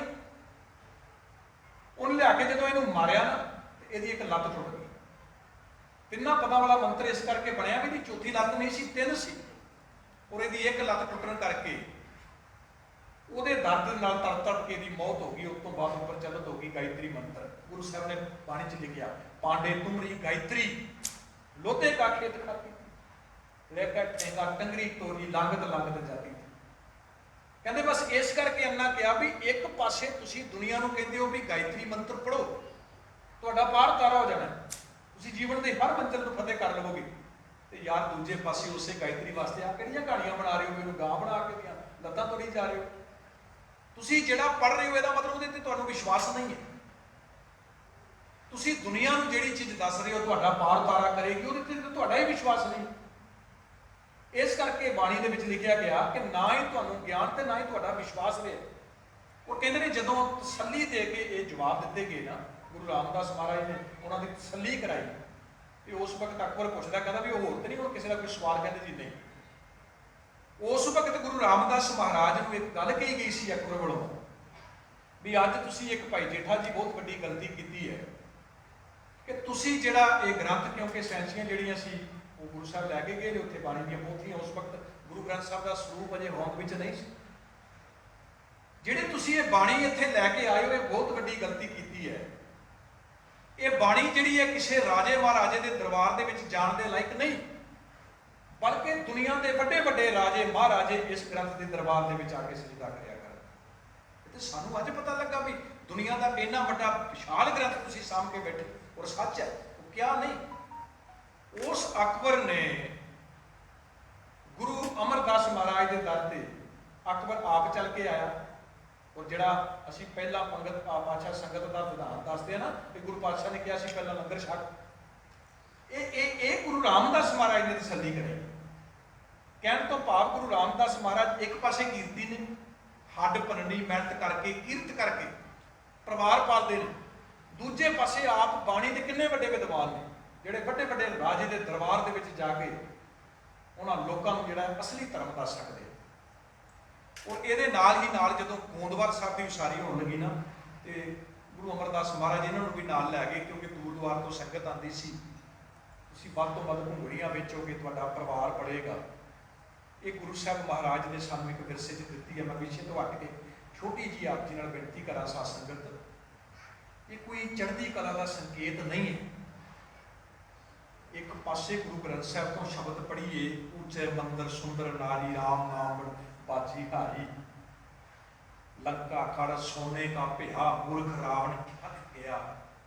ਇਹ ਸਾਰੀਆਂ ਚੀਜ਼ਾਂ ਦੁਨਿਆਵੀ ਧਨ ਜਿਹੜਾ ਹੈ ਨਾ, ਉਹਨੂੰ ਅਹਿਮੀਅਤ ਨਹੀਂ ਦਿੰਦੀ। ਇੱਕ ਪਾਸੇ ਅਸੀਂ ਦੁਨਿਆਵੀ ਧਨ ਨੂੰ ਅਹਿਮੀਅਤ ਨਹੀਂ ਦਿੰਦੇ, ਤੇ ਦੂਜੇ ਪਾਸੇ ਦੁਨਿਆਵੀ ਧਨ ਦੀ ਲਾਲਸਾ ਦੇ ਵਿੱਚ ਅਸੀਂ ਬਹੁਤ ਵੱਡਾ ਆਪਣਾ ਇੱਕ ਨੁਕਸਾਨ ਕਰਾ ਰਹੇ ਹਾਂ। ਆ ਤੁਸੀਂ ਦੇਖੋ ਨਾ, ਮੈਂ ਕਿਉਂ ਇਸ ਚੀਜ਼ ਦੇ ਉੱਤੇ ਜ਼ਿਆਦਾ ਜ਼ੋਰ ਦਿੱਤਾ ਵੀ ਗੁਰੂ ਅਮਰ ਰਾਮਦਾਸ ਮਹਾਰਾਜ ਦੀ ਕਿਰਤ ਕੀ ਸੀ, ਕੰਮ ਕੀ ਕਰਦੇ ਸੀ? ਛੋਲੇ ਵੇਚਦੇ ਸੀ। ਪਰ ਅੱਜ ਦੀ ਤੁਸੀਂ ਆਪਣੇ ਵਾਲੇ ਪਾਸੇ ਦੇਖੀਏ, ਸਾਡੀ ਇੱਕ ਜਨਰੇਸ਼ਨ ਜ਼ਰੂਰ ਸਰਵਾਈਵ ਕਰੇਗੀ। ਜਿਹੜਾ ਆ ਦੌੜ ਚੱਲ ਪਿਆ ਨਾ ਸਾਡੇ ਸਮਾਜ 'ਚ, ਕੋਈ ਚੰਗਾ ਨਹੀਂ ਹੈ। ਅੱਜ ਤੋਂ 35 ਸਾਲ 30 ਸਾਲ ਪਹਿਲਾਂ ਕਿਸੇ ਬੱਚੇ ਨੂੰ ਪੁੱਛੋ ਨਾ ਵੀ ਤੁਸੀਂ ਬੇਟਾ ਕੀ ਕਰੋਗੇ ਵੱਡੇ ਹੋ ਕੇ, ਅਮੂਮਨ ਬੱਚਿਆਂ ਦੀ ਜ਼ੁਬਾਨ ਕੋਈ ਕਹਿੰਦਾ ਸੀ ਡਾਕਟਰ ਬਣਾਂਗਾ, ਕੋਈ ਕਹਿੰਦਾ ਸੀ ਇੰਜੀਨੀਅਰ ਬਣਾਂਗਾ। ਅੱਜ ਤੁਹਾਡੇ ਹਰ ਇੱਕ ਬੱਚੇ ਦੀ ਜ਼ੁਬਾਨ 'ਚ ਇੱਕੋ ਹੀ ਲਫ਼ਜ਼ ਹੈ, ਮੈਂ ਆਈਲੈਟਸ ਕਰਕੇ ਬਾਹਰ ਜਾਵਾਂਗਾ, ਕੀ ਕਰਾਂਗਾ? ਕੋਈ ਕਹਿੰਦਾ ਟਰੱਕ ਚਲਾਵਾਂਗਾ, ਕੋਈ ਦਿਹਾੜੀ ਲਾ ਰਿਹਾ। ਸਿੱਖ ਕੌਮ ਇਸੇ ਵਾਸਤੇ ਰਹਿ ਗਈ ਸੱਸ। ਅਸੀਂ ਉਹਨਾਂ ਦੀ ਮਾਨਸਿਕਤਾ ਹੀ ਵਿਗਾੜ ਕੇ ਨਹੀਂ ਰੱਖਦੇ।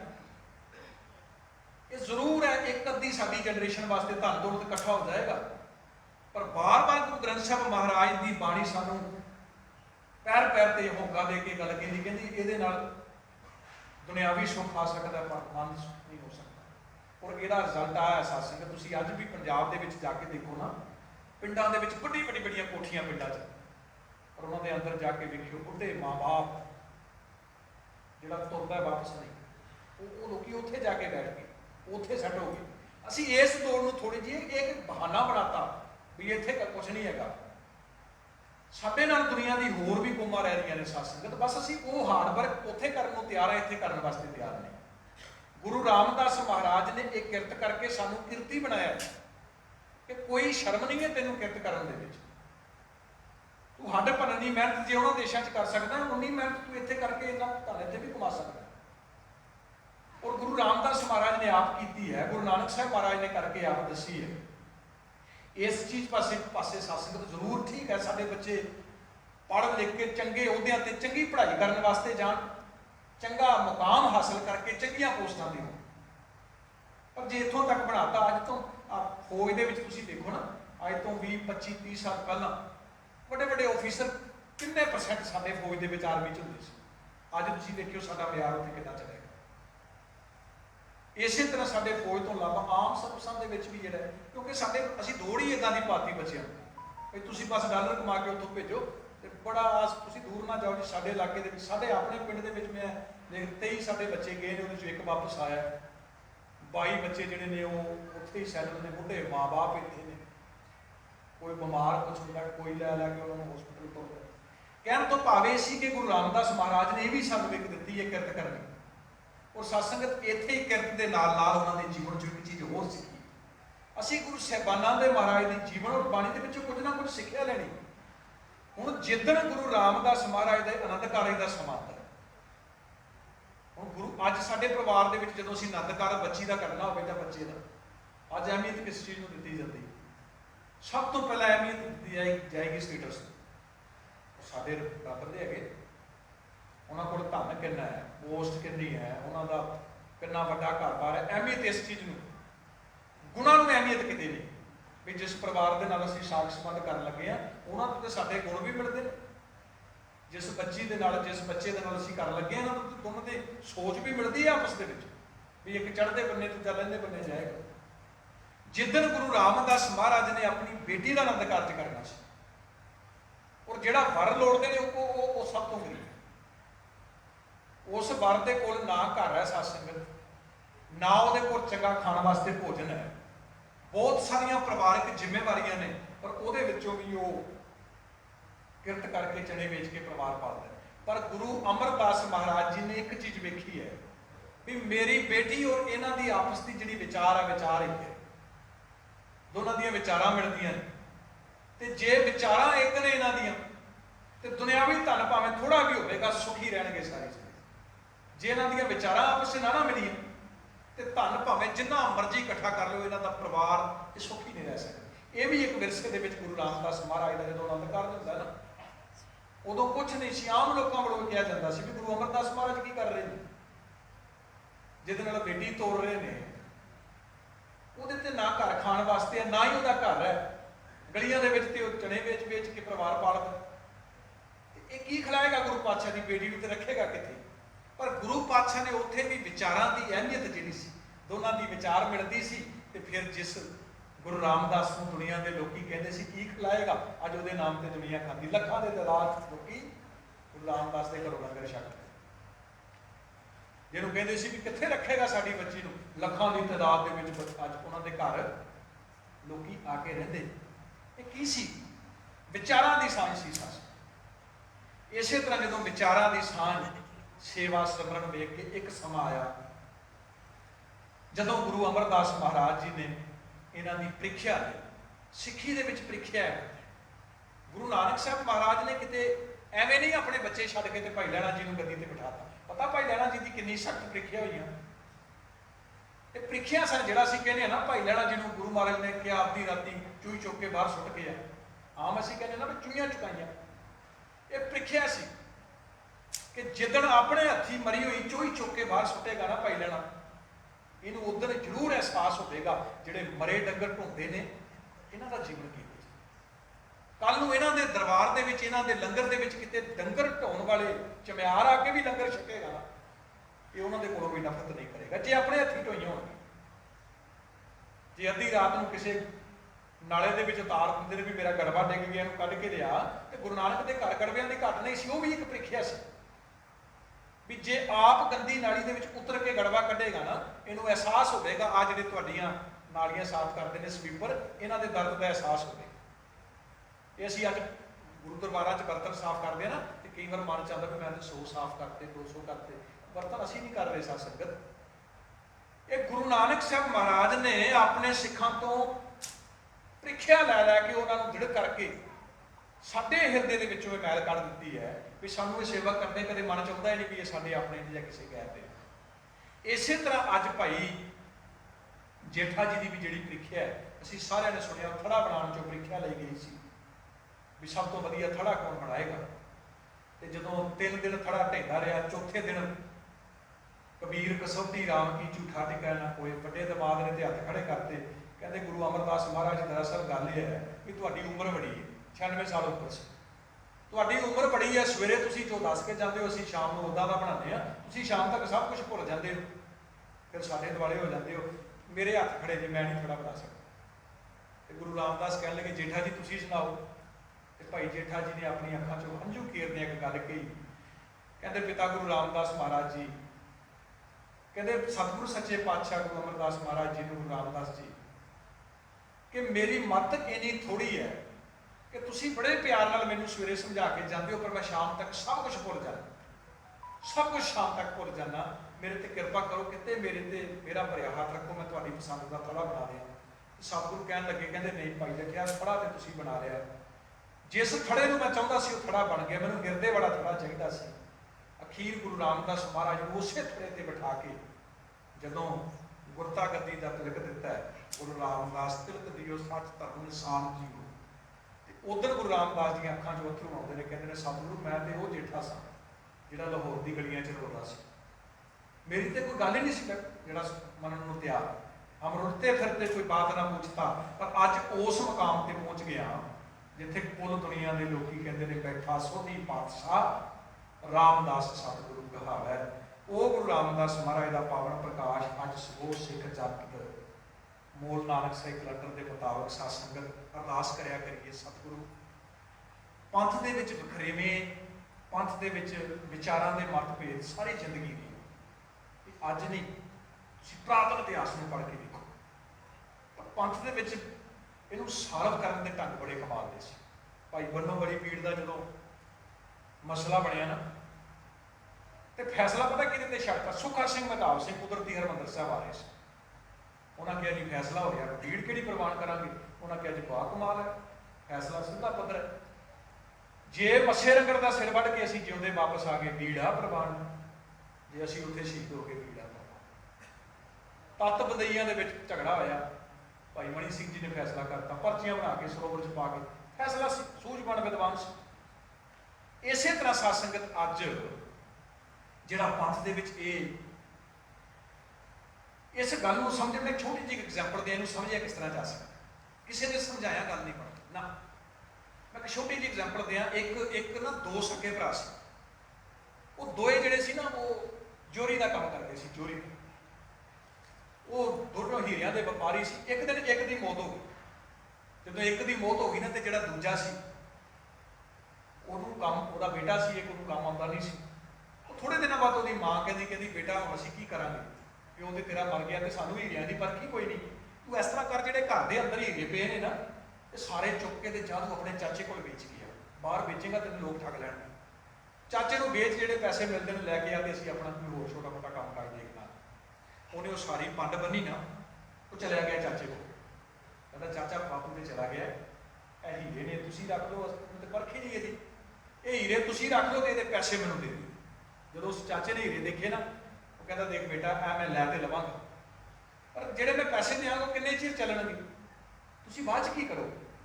ਤੂੰ ਇੱਕ ਕੰਮ ਕਰੇ, ਹੀਰੇ ਸਾਰੇ ਘਰ ਲੈ ਜਾ, ਇਹਨੂੰ ਘਰ ਜਾ ਕੇ ਰੱਖ, ਤੂੰ ਮੇਰੇ ਕੋਲ ਨੌਕਰੀ ਕਰ ਇੱਥੇ, ਮੈਂ ਤੈਨੂੰ 2-3 ਸਾਲਾਂ ਦੇ ਅੰਦਰ ਅੰਦਰ ਨਾ ਤਗੜਾ ਪਾਰਖੂ ਬਣਾ ਦਿਆਂ। ਜਦੋਂ ਤੂੰ ਪਾਰਖੂ ਬਣ ਜਾਏਗਾ, ਤੂੰ ਹੀਰੇ ਲੈ ਕੇ ਆਈ, ਇਹਦੇ ਨਾਲ ਮੈਂ ਤੈਨੂੰ ਬਿਜ਼ਨਸ ਖੋਲ ਕੇ ਦੇ ਦਿਆਂ, ਵਪਾਰ ਖੋਲ ਕੇ ਦੇ ਦਿਆਂ। ਉਹਨੇ ਘਰ ਜਾ ਕੇ ਮਾਂ ਨਾਲ ਗੱਲ ਕੀਤੀ, ਮਾਂ ਚਾਚਾ ਇਹ ਗੱਲ ਕਹਿੰਦਾ, ਤੇ ਮਾਂ ਕਹਿੰਦੀ ਬੇਟਾ ਬਹੁਤ ਅੱਛੀ ਗੱਲ ਹੈ, ਤੂੰ ਹੀਰੇ ਅੰਦਰ ਰੱਖ ਤੇ ਚਾਚੇ ਕੋਲ ਨੌਕਰੀ ਕਰ। ਉਹਨੇ ਹੀਰੇ ਘਰ ਰੱਖੇ, ਚਾਚੇ ਕੋਲ ਨੌਕਰੀ ਕਰਨ ਲੱਗਾ। ਉਹਨੇ 2-3 ਸਾਲ ਹੀ ਕੰਮ ਕੀਤਾ, ਉਹ ਇੰਨਾ ਜ਼ਬਰਦਸਤ ਪਾਰਖੂ ਹੋ ਗਿਆ ਕਿ ਉਹ ਚਾਚੇ ਨੂੰ ਪਿੱਛੇ ਕਰ ਗਿਆ। ਇੱਕ ਦਿਨ ਚਾਚਾ ਉਹਨੂੰ ਕਹਿੰਦਾ ਬੇਟਾ ਹੁਣ ਤੇ ਤੂੰ ਪਾਰਖੂ ਹੋ ਗਿਆ, ਜਾਂ ਘਰੋਂ ਹੀਰੇ ਲੈ ਕੇ ਅੱਜ ਮੈਂ ਤੈਨੂੰ ਦੁਕਾਨ ਵੱਖਰੀ ਖੋਲ ਕੇ ਦੇ ਦਾਂ। ਜਦੋਂ ਘਰ ਗਿਆ ਨਾ, ਉਹਨੇ ਸਾਰੇ ਹੀਰੇ ਲਿਆ ਕੇ ਚਾਚੇ ਦੇ ਸਾਹਮਣੇ ਰੱਖ ਕੇ ਕਹਿੰਦਾ ਚਾਚਾ ਇੱਕ ਵਾਰ ਇਹਨੂੰ ਨਾ ਸਰਸਰੀ ਜੀ ਨਜ਼ਰ ਮਾਰ ਲੈ, ਮਾੜੀ ਜੀ ਨਜ਼ਰ ਮਾਰ ਲੈ, ਮੇਰੇ ਕੋਲ ਡੁਪਲੀਕੇਟ ਤੇ ਨਹੀਂ ਹੈ। ਤੇ ਅੱਗੋਂ ਚਾਚਾ ਪਤਾ ਕੀ ਆਖਦਾ, ਕਹਿੰਦਾ ਨਹੀਂ ਬੇਟਾ ਹੁਣ ਨਜ਼ਰ ਮੈਂ ਨਹੀਂ ਮਾਰ, ਹੁਣ ਨਜ਼ਰ ਤੂੰ ਮਾਰ, ਹੁਣ ਤੇ ਤੂੰ ਮੇਰੇ ਕੋਲ ਵੀ ਵੱਡਾ ਪਾਰਖੂ, ਤੂੰ ਨਜ਼ਰ ਮਾਰ। ਉਹਨੇ ਇੱਕ ਹੀ ਹੀਰਾ ਚੁੱਕਿਆ, ਦੇਖਿਆ, ਕਹਿੰਦਾ ਚਾਚਾ ਇਹ ਤੇ ਕੱਚ ਹੈ। ਉਹਨੇ ਦੂਜਾ ਚੁੱਕਿਆ, ਕਹਿੰਦਾ ਚਾਚਾ ਇਹ ਵੀ ਕੱਚ, ਇਹ ਵੀ ਡੁਪਲੀਕੇਟ। ਤੀਜਾ ਚੁੱਕਿਆ, ਚੌਥਾ, ਜਿੰਨੇ ਹੀਰੇ ਸੀ ਨਾ ਉਹਦੇ ਚ ਕਈ ਹੀਰੇ ਜਿਹੜੇ ਸੀ ਉਹ ਡੁਪਲੀਕੇਟ ਸੀ। ਉਹਨੇ ਬਾਹਰ ਕੱਢੇ, ਕਹਿੰਦਾ ਚਾਚਾ ਇਹ ਤੇ ਸਾਰੇ ਡੁਪਲੀਕੇਟ ਨੇ। ਉਹ ਕਹਿੰਦਾ ਬੇਟਾ ਇਹ ਤੇ ਮੈਨੂੰ ਵੀ ਪਤਾ, ਕਹਿੰਦਾ ਜਿਹੜਾ ਤੂੰ ਅੱਜ ਨਕਲੀ ਕੱਢ ਰਿਹਾ ਨਾ, ਇਹ ਤੇ ਅੱਜ ਤੋਂ 3 ਸਾਲ ਪਹਿਲਾਂ ਮੈਨੂੰ ਪਤਾ ਸੀ ਇਹ ਨਕਲੀ ਨੇ। ਜਦੋਂ ਤੂੰ ਪਹਿਲੀ ਵਾਰ ਮੇਰੇ ਕੋਲ ਲੈ ਕੇ ਆਇਆ ਸੀ ਨਾ, ਮੈਂ ਦੇਖਦੇ ਹੀ ਸਮਝ ਗਿਆ ਸੀ ਨਕਲੀ ਨੇ। ਕਹਿੰਦਾ ਚਾਚਾ ਤੂੰ ਉਸ ਦਿਨ ਕਿਉਂ ਨਹੀਂ ਬੋਲਿਆ? ਕਹਿੰਦਾ ਉਸ ਦਿਨ ਇਸ ਕਰਕੇ ਨਹੀਂ ਬੋਲਿਆ ਪੁੱਤਰਾ, ਉਸ ਦਿਨ ਪਾਰਖੂ ਮੈਂ ਸਾਂ, ਤੂੰ ਨਹੀਂ ਸੀ। ਉਸ ਦਿਨ ਤੂੰ ਪਾਰਖੂ ਨਹੀਂ ਸੀ ਨਾ, ਜੇ ਮੈਂ ਉਸ ਦਿਨ ਬੋਲ ਦਿੰਦਾ ਨਾ ਵੀ ਇਹ ਨਕਲੀ ਨੇ, ਤੂੰ ਦੁਨੀਆ ਦੇ ਵਿੱਚ ਜਾ ਕੇ ਕਹਿਣਾ ਸੀ ਬਾਪ ਮਰਿਆ, ਚਾਚਾ ਹੀਰੇ ਹੀ ਸਾਡੇ ਸਾਰੇ ਖਾ ਗਏ। ਮੈਂ ਹੀਰੇ ਨਹੀਂ ਖਾਦੇ, ਮੈਂ ਕੁਛ ਨਹੀਂ ਕੀਤਾ, ਮੈਂ ਤੈਨੂੰ ਪਾਰਖੂ ਬਣਾਇਆ, ਮੈਂ ਤੈਨੂੰ ਸਿਰਫ ਪਾਰਖੂ ਬਣਾਇਆ। ਫੈਸਲਾ ਤੂੰ ਆਪ ਕੀਤਾ, ਕਿਹੜਾ ਕੱਚ ਕਿਹੜਾ ਸੱਚ। ਗੁਰੂ ਕਿਰਪਾ ਕਰੇ ਸਾਸੰਗਤ ਅਸੀਂ ਪਾਰਖੂ ਬਣ ਜਾਈਏ ਨਾ, ਇੱਕ ਵਾਰ ਅਸੀਂ ਸਮਝ ਜਾਈਏ ਸਾਡੇ ਵਾਸਤੇ ਕਿਹੜੀ ਚੀਜ਼ ਚੰਗੀ ਕਿਹੜੀ ਮਾੜੀ ਹੈ। ਬੜੀ ਡੂੰਘੀ ਸਾਜ਼ਿਸ਼ ਦੇ ਤਹਿਤ ਜਿਹੜਾ ਸੀ ਨਾ, ਤੁਹਾਡੀ ਇਹ ਅਸੀਂ ਸ਼ੁਰੂਆਤ ਦੇ ਵਿੱਚ ਵਿਚਾਰਾਂ ਸਾਂਝੀਆਂ ਕੀਤੀਆਂ ਨਾ, ਜਿਸ ਦਿਨ ਗੁਰੂ ਗ੍ਰੰਥ ਸਾਹਿਬ ਮਹਾਰਾਜ ਦੀ ਅਜੇ ਬਾਣੀ ਇੱਕ ਸੂਤਰ ਦੇ ਵਿੱਚ ਇਕੱਠੀ ਲਿਆਉਣ ਦਾ, ਇਕੱਠੀ ਕਰਨ ਦਾ ਅਜੇ ਪ੍ਰੋਗਰਾਮ ਹੀ ਬਣ ਰਿਹਾ ਸੀ ਨਾ, ਤੇ ਉਸੇ ਦਿਨ ਤੋਂ ਸਾਜ਼ਾਂ ਸ਼ੁਰੂ ਹੋ ਗਈਆਂ ਸੀ ਕਿ ਆਹ ਗ੍ਰੰਥ ਜਿਸ ਨਾਮਦੇਵ ਨੂੰ ਅਸੀਂ ਧੱਕੇ ਮਾਰ ਕੇ ਹੰਗੋਲੀ ਦੇ ਮੰਦਿਰ ਚੋਂ ਬਾਹਰ ਕੱਢ ਦਿੱਤਾ, ਸ਼ਬਦ ਹੈ ਬਾਣੀ ਦਾ, ਹਸਤ ਫਿਰਤ ਤੇਰੇ ਦਿਓਰੇ ਆਇਆ, ਭਗਤ ਕਰਤ ਨਾਮਾ ਪਕੜ ਉਠਾਇਆ। ਅਸੀਂ ਨਾਮਦੇਵ ਨੂੰ ਮੰਦਿਰ ਚੋਂ ਬਾਹਰ ਕੱਢਤਾ, ਇਹਨਾਂ ਨੇ ਨਾਮਦੇਵ ਨੂੰ ਫੜ ਕੇ ਮੰਦਿਰ 'ਚ ਬਿਠਾ ਦਿੱਤਾ। ਇਹਨਾਂ ਲੋਕਾਂ ਦੀ ਇਹ ਵਿਚਾਰਧਾਰਾ ਦੁਨੀਆ 'ਚ ਨਹੀਂ ਜਾਣੀ ਚਾਹੀਦੀ। ਅਸੀਂ ਤੇ ਭੀਮ ਰਾਓ ਅੰਬੇਡਕਰ ਨੂੰ ਮਾਰ-ਮਾਰ ਮੁੱਦਾ ਕਰਤਾ ਵੀ ਤੂੰ ਖੂਹ 'ਚ ਪਾਣੀ ਨਹੀਂ ਪੀ ਸਕਦਾ, ਤੇਰੀ ਜਾਤ ਛੋਟੀ ਹੈ। ਤੇ ਇਹ ਗੋਂਦਵਾਲ ਸਾਹਿਬ 'ਚ ਗੋਲੀਆਂ ਬਣਾ ਕੇ ਬੈਠੇ ਹੋਏ ਨੇ ਵੀ ਕੋਈ ਜਾਤ-ਪਾਤ ਕੋਈ ਨਹੀਂ। ਅਸੀਂ ਤਲਾਬ ਆਪਣੇ ਅੱਡ ਕੀਤੇ ਹੋਏ ਨੇ ਵੀ ਕੋਈ ਇੱਕ ਤਲਾਬ 'ਚ ਨਹਾ ਨਹੀਂ ਸਕਦਾ। ਇਹਨਾਂ ਨੇ ਸਰੋਵਰ ਬਣਾਤੇ ਵੀ ਇੱਥੇ ਸਾਰੇ ਇਕੱਠੇ ਨਹਾਓ ਆ ਕੇ। ਕਦੇ ਹੋਇਆ ਕਿਸੇ ਦੇ ਤਨ ਨੂੰ ਕੋੜ ਲੱਗਾ ਹੋਵੇ, ਕੋੜੀ ਹੋਵੇ, ਤੇ ਕਿਸੇ ਨੇ ਰੋਕਿਆ ਹੋਵੇ ਤੂੰ ਦਰਬਾਰ ਸਾਹਿਬ ਸਰੋਵਰ 'ਚ ਇਸ਼ਨਾਨ ਨਹੀਂ ਕਰ ਸਕਦਾ? ਨਹੀਂ। ਉਹਨਾਂ ਵੇਖਿਆ ਇਹਨਾਂ ਦੀ ਜਿਹੜੀ ਇਹ ਵਿਚਾਰਧਾਰਾ ਜੇ ਦੁਨੀਆ ਦੇ ਸਾਹਮਣੇ ਚਲੀ ਗਈ ਨਾ, ਤੇ ਉਹ ਦਿਨ ਦੂਰ ਨਹੀਂ ਜਦੋਂ ਦੁਨੀਆ ਦੇ ਕੋਨੇ-ਕੋਨੇ ਦੇ ਵਿੱਚ ਗੁਰੂ ਨਾਨਕ ਦੇ ਨਾਮ ਦੀ ਧੂਮਾਂ ਗੂੰਜਣਗੀ। ਇਹ ਤੇ ਉਸ ਦਿਨ ਤੋਂ ਸਤਸੰਗਤ ਚਾਲ ਸੀ ਵੀ ਕਿਸੇ ਨਾ ਕਿਸੇ ਢੰਗ ਦੇ ਨਾਲ 30-35 ਤੁਸੀਂ ਸਿੱਖ ਇਤਿਹਾਸ ਪੜ੍ਹ ਕੇ ਵੇਖਿਓ, ਹਰ 30-35 ਸਾਲ ਦੇ ਬਾਅਦ ਸਿੱਖਾਂ ਦੇ ਉੱਤੇ ਮਾਰ ਪਊਗਾ, ਕਿਸੇ ਨਾ ਕਿਸੇ ਢੰਗ ਨਾਲ ਇਹਨੂੰ ਦਬਾਇਆ ਜਾਏਗਾ। ਤੁਸੀਂ ਦੇਖਿਓ, ਮੈਂ ਕਹਿੰਦਾ ਸੋਚਣਾ ਮੈਂ 84 ਤੋਂ ਬਾਅਦ ਵੀ ਇੰਨਾ ਸਮਾਂ ਹੋ ਗਿਆ, ਕੋਈ ਨਾ ਕੋਈ ਢੰਗ ਦੇ ਨਾਲ ਇਹਨਾਂ ਨੂੰ ਆਪੋ ਤਾਪੀ ਚ ਕਰਕੇ ਜਾਂ ਕਿਸੇ ਨਾ ਕਿਸੇ ਢੰਗ ਨਾਲ ਇਹਨੂੰ ਦਬਾਓ ਤਾਂ ਕਿ ਗੁਰੂ ਨਾਨਕ ਦੀ ਵਿਚਾਰਧਾਰਾ ਦੁਨੀਆ ਦੇ ਸਾਹਮਣੇ ਨਾ ਲੈ ਕੇ ਆ ਸਕੇ। ਇਸੇ ਦੇ ਸਾਜ਼ਿਸ਼ ਦੇ ਤਹਿਤ ਸਤਸੰਗਤ ਵਿਪਰਵਾਦ ਦੇ ਖਾਰੇ ਸਾਗਰ ਦੇ ਵਿੱਚ ਸਾਨੂੰ ਸੁੱਟਣ ਵਾਸਤੇ ਜਿਹੜਾ ਸੀ ਉਹਨਾਂ ਨੇ ਆਪਣੇ ਪਿੱਛੇ ਲਾਤਾ ਵੀ ਹਰ ਮਹੀਨੇ ਅਸੀਂ ਆ ਕੇ ਦੱਸਾਂਗੇ ਵੀ ਤੁਹਾਡੀ ਕਦੋਂ ਗੁਰਪੁਰਬ, ਕਦੋਂ ਸੰਗਰਾਂਦਾਂ। ਚਲੋ ਪੰਥ ਨੇ ਲੰਬੀ ਖੋਜ ਕਰਕੇ ਇੱਕ ਆਪਣਾ ਕੈਲੰਡਰ ਤਿਆਰ ਕੀਤਾ ਵੀ ਕੋਈ ਤੇ ਸਾਡਾ ਆਪਣਾ ਹੈਗਾ, ਸਾਨੂੰ ਕਿਸੇ ਨੂੰ ਪੁੱਛਣ ਦੀ ਲੋੜ ਨਹੀਂ। ਪਰ ਕਿਤੇ ਨਾ ਕਿਤੇ ਸਤਸੰਗਤ ਉਸੇ ਸਾਜ਼ਿਸ਼ ਦੇ ਤਹਿਤ ਜਿਹਨੂੰ ਸਾਹਿਬਾਂ ਨੇ ਬਾਣੀ 'ਚ ਕਿਹਾ ਨਾ, ਸਰਬੜ ਪੰਖੀ ਹੀ ਗੜੋ ਫਾਈ ਵਾਲ 50 ਹੈ, ਕੱਲਾ ਸੀ, ਉਹਨੂੰ ਮਾਰਨ ਵਾਸਤੇ 50 ਫਾਈਆਂ ਸੀ। ਉਹਨੇ ਹੌਲੀ ਹੌਲੀ ਕਰਕੇ ਸਿੱਖਾਂ ਨੂੰ ਵੀ ਨਿਗਲਣਾ ਸ਼ੁਰੂ ਕਰਤਾ। ਪਰ ਇੱਕ ਗੱਲ ਚੇਤੇ ਰੱਖਿਆ, ਜੇ ਸ਼ੇਰ ਮੁਹੰਮਦ ਖਾਨ ਹੈ ਨਾ ਲੇਰਗੋਟਲੇ ਵਾਲਾ, ਉਹ ਵੀ ਆਮ ਆਦਮੀ ਨਹੀਂ ਸੀ, ਉਹ ਵੀ ਬੜਾ ਸਿਆਣਾ ਆਦਮੀ ਸੀ। ਉਹਨੂੰ ਪਤਾ ਸੀ ਵਜ਼ੀਰ ਖਾਨ ਦੇ ਸਾਹਮਣੇ ਮੇਰੀ ਕੋਈ ਪੇਸ਼ ਨਹੀਂ ਚੱਲਦੀ। ਵਜ਼ੀਰ ਖਾਨ ਦੇ ਸਾਹਮਣੇ ਉਹਦੀ ਕੋਈ ਪੇਸ਼ ਹੈ ਸੀ? ਵਜ਼ੀਰ ਖਾਨ ਦਾ ਸਿੱਧਾ ਦਿੱਲੀ ਦੇ ਵਿੱਚ ਰਾਬਤਾ ਸੀ। ਉਹਨੂੰ ਪਤਾ ਸੀ ਮੇਰੇ ਕਿਹਾ ਸਾਹਿਬਜ਼ਾਦੇ ਨਹੀਂ ਇਹਨਾਂ ਨੇ ਛੱਡਣੇ, ਸਾਹਿਬਜ਼ਾਦਿਆਂ ਦੀ ਸ਼ਹਾਦਤ ਹੋਣੀ ਹੀ ਹੋਣੀ ਹੈ। ਪਰ ਉਸ ਬੰਦੇ ਨੇ ਕਿਹਾ ਮੈਂ ਕੇਵਲ ਹਾ ਦਾ ਨਾਰਾ ਮਾਰ ਕੇ ਆਪਣੀ ਜ਼ਮੀਰ ਜਗਾਣੀ, ਭਾਵੇਂ ਸਾਹਿਬਜ਼ਾਦੇ ਸ਼ਹੀਦ ਹੋਣ ਨਾ ਹੋਣ, ਪਰ ਮੈਂ ਜਿੱਥੇ ਆਪਣਾ ਹਾ ਦਾ ਨਾਰਾ ਮਾਰਾਂਗਾ, ਜਿਹੜਾ ਗੁਰੂ ਨਾਨਕ ਦਾ ਪੈਗਾਮ ਸੀ, ਸੱਚ ਕੀ ਬਾਣੀ ਨਾਨਕ ਆਖੈ, ਸੱਚ ਸੁਣਾਏ ਸੀ ਸੱਚ ਕੀ ਵੇੜਾ। ਤੂੰ ਵੇੜੇ ਦੇ ਸਿਰ ਜਿੱਥੇ ਗਲਤ ਹੋ ਰਿਹਾ, ਹਾ ਦਾ ਨਾਰਾ ਮਾਰ, ਭਾਵੇਂ ਤੇਰਾ ਨਾਰਾ ਕੰਮ ਆਵੇ ਚਾਹੇ ਨਾ ਆਵੇ। ਸਤ ਸੰਗਤ ਗੁਰੂ ਕਿਰਪਾ ਕਰੇ ਅਸੀਂ ਸੱਚ ਹੋ ਕੇ ਇੱਕ ਵਾਰ ਜ਼ਰੂਰ ਇਸ ਚੀਜ਼ ਨੂੰ ਸਮਝੀ। ਇਹ ਨਾ ਹੋਵੇ ਇਹਦੇ ਵਿੱਚ ਸਾਡਾ ਬਖਰੇਵਾ ਨਹੀਂ ਵੀ ਅੱਜ ਆਹ ਗੁਰਪੁਰਬ ਬਣਾਤਾ, ਜਿਹੜੇ ਗਾਂਹ ਬਣਾਉਣਗੇ ਉਹ ਬੱਲੇ ਬੱਲੇ ਅਸੀਂ ਜਿੱਤ ਕੇ ਤੇ ਉਹ ਹਾਰ ਕੇ। ਨਹੀਂ, ਇਦਾਂ ਨਹੀਂ। ਅਸੀਂ ਜ਼ਰੂਰ ਇਹ ਫੈਸਲਾ ਕਰੀਏ ਕਿ ਕਿਤੇ ਕੱਲ ਨੂੰ ਆਉਣ ਵਾਲੇ ਸਮੇਂ ਤੇ ਅਸੀਂ ਆਪਣੇ ਬੱਚਿਆਂ ਨੂੰ ਕਿਤੇ ਖਾਰੇ ਸਾਗਰ ਵਾਲੇ ਪਾਸੇ ਨਾ ਲੈ ਜਾਈਏ। ਆ ਤੁਹਾਡੇ ਸਾਹਮਣੇ ਦਿੱਲੀ ਦੇ ਵਿੱਚ ਵੇਖਿਆ, ਜੇ ਕਿਤੇ ਅੱਜ ਉੱਥੋਂ ਸਿੱਖ ਪਰਿਵਾਰ ਦਿੱਲੀ ਦੇ ਵਿੱਚੋਂ ਇਸ ਸੰਘਰਸ਼ ਤੋਂ ਆਪਣਾ ਕਿਨਾਰਾ ਕਰਦੇ ਨਾ ਵੀ ਅਸੀਂ ਕਿਸਾਨੀ ਸੰਘਰਸ਼ ਤੋਂ ਪਰੇ, ਇਹਨਾਂ ਦੇ 2-4 ਦਿਨਾਂ 'ਚ ਇਹ ਕਾਲੇ ਕਾਨੂੰਨ ਰੱਦ ਕਰ ਦੇਣੇ। ਗੱਲ ਕਾਲੇ ਕਾਨੂੰਨਾਂ ਦੀ ਨਹੀਂ ਹੈ, ਗੱਲ ਬਣ ਚੁੱਕੀ ਹੈ ਗੁਰੂ ਨਾਨਕ ਦੀ, ਬਾਬੇ ਕਿਤੇ ਬਾਬਰ ਕਿਆਂ ਦੀ ਵਿਚਾਰਧਾਰਾ। ਇਹ ਕੋਈ ਵੱਡੀ ਗੱਲ ਨਹੀਂ ਸੀ, ਉਹ ਸਭ ਕੁਝ ਕਰਨ ਵਾਸਤੇ ਤਿਆਰ ਨੇ, ਪਰ ਬਾਬੇ ਕਿਉਂ ਔਰ ਬਾਬਰ ਕਿਆਂ ਦੀ ਜਿਹੜੀ ਵਿਚਾਰਧਾਰਾ ਹੈ ਉਹਦੀ ਜੰਗ ਬਣ ਕੇ ਅੱਜ ਤੁਸੀਂ ਵੇਖੋ ਕਿੰਨਾ ਲੰਬਾ ਸਮਾਂ ਇਹ ਕੇਵਲ ਸਿੱਖਾਂ ਦੇ ਉੱਤੇ। ਇਹਨੂੰ ਬੇਸ਼ੱਕ ਕਿਰਸਾਨੀ ਦਾ ਨਾਮ ਦਿੱਤਾ ਗਿਆ, ਪਰ ਟਾਰਗੇਟ ਮੈਨ ਕੀ ਹੈ ਵੀ ਆਹ ਸਿੱਖ ਜਿਹੜਾ ਹੈ ਨਾ, ਇਹ ਦੁਨੀਆ ਦੇ ਵਿੱਚ ਆਪਣਾ ਆਪ ਪਹਿਚਾਨ ਨਾ ਦੇ ਸਕੇ। ਸੋ ਗੁਰੂ ਕਿਰਪਾ ਕਰੇ ਸਾਧ ਸੰਗਤ, ਉਪਰਾਲਾ ਕੀਤਾ ਜਾਂਦਾ ਹੈ ਜੀ ਸੰਗਤ ਨੂੰ ਜ਼ਰੂਰ ਇਸ ਕੈਲੰਡਰ ਦੇ ਬਾਰੇ ਜਾਗਰੂਕ ਕਰਵਾ ਕੇ ਗੁਰੂ ਕਿਰਪਾ ਕਰੇ ਪੰਥ ਦੇ ਜਿਸ ਥੜੇ ਦੇ ਉੱਤੋਂ ਇਹਨੂੰ ਹਟਾਇਆ ਗਿਆ, ਉਸੇ ਥੜੇ ਤੋਂ ਦੁਬਾਰਾ ਅਸੀਂ ਇਸ ਸਾਜ਼ਿਸ਼ ਨੂੰ ਪਹਿਲਾਂ ਸਮਝੀ।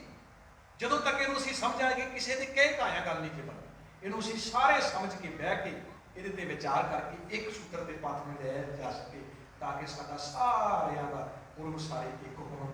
ਸੋ ਵਿਚਾਰਾ ਕਰਦੇ ਆਂ ਬੇਅੰਤ ਪ੍ਰਕਾਰ ਦੀਆਂ ਭੁੱਲਾਂ ਗਲਤੀਆਂ, ਗੁਰੂ ਬਖਸ਼ਣਹਾਰ ਸੰਗਤ ਬਖਸ਼ਣਹਾਰ, ਦਿਓ ਸੀਸ ਆਖੋ ਜੀ। ਵਾਹਿਗੁਰੂ ਜੀ ਕਾ ਖਾਲਸਾ, ਵਾਹਿਗੁਰੂ ਜੀ ਕੀ ਫਤਿਹ। ਪਰਮ ਸਤਿਕਾਰਯੋਗ ਗੁਰੂ ਸਾਧ ਸੰਗਤ ਜੀ, ਵਾਹਿਗੁਰੂ ਜੀ ਕਾ ਖਾਲਸਾ, ਵਾਹਿਗੁਰੂ ਜੀ ਕੀ ਫਤਿਹ। ਇਹ ਸਨ ਸਤਿਕਾਰਯੋਗ ਭਾਈ ਸਾਹਿਬ ਭਾਈ ਹਰਮੀਤ ਸਿੰਘ ਜੀ, ਪ੍ਰਚਾਰਕ, ਜਿਨ੍ਹਾਂ ਨੇ ਗੁਰੂ ਰਾਮਦਾਸ ਪਾਤਸ਼ਾਹ ਜੀ ਦੇ ਜੀਵਨ ਉੱਪਰ ਚਾਨਣਾ ਪਾਇਆ ਹੈ। ਇਹਨਾਂ ਦਾ ਸਟੇਜ ਵੱਲੋਂ बहुत बहुत धन्यवाद किया जाता है। और आप जी के सामने हमारे पास दो बच्चियां ने जो अपनी कविता पेश करनी है। बच्ची हरगुण कौर जी स्टेज पे आ जान ते बच्ची हरदीप कौर 2 मिनट की उन्होंने कविता है वो स्टेज पे आ जाए।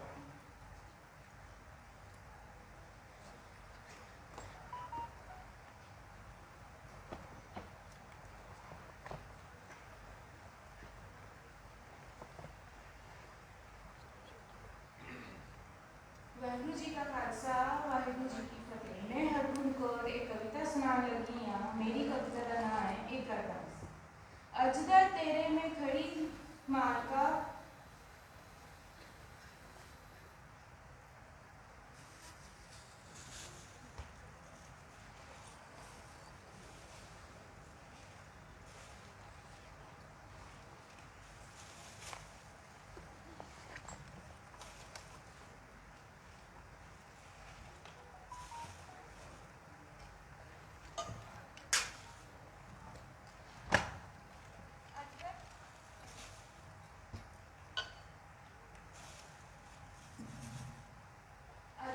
वाहिगुरु जी का खालसा वाहिगुरु जी की फतेह। मैं हरगुण कौर एक कविता सुनाने लगी हाँ। मेरी कविता का नाम है एक अरदास। अजगर तेरे में खड़ी सवाली, पा चोली विच तू खैर दाता, अठ पहर तेरी करा इबादत, सदा रहा मैं तेरे रंग राता। मंगा सबदा पला में रब जी, दुख दा कलेश दा नाश होवे, सुखी वसे सारा संसार तेरा, हर एक दी एहो अरदास होवे। ठंड वरते सारे जग अंदर, कलगीधर दे बोलां दा ही राज होवे, खून ना लिपड़िया अज कौम तेरी, कदे इसदे सर भी ताज होवे। वाहिगुरु जी का खालसा वाहिगुरु जी की फतेह। बच्ची अर्जुन कौर, धन्यवाद बच्ची का। और बच्ची हरदीप कौर जी संतान सामने अपनी कविता रखी।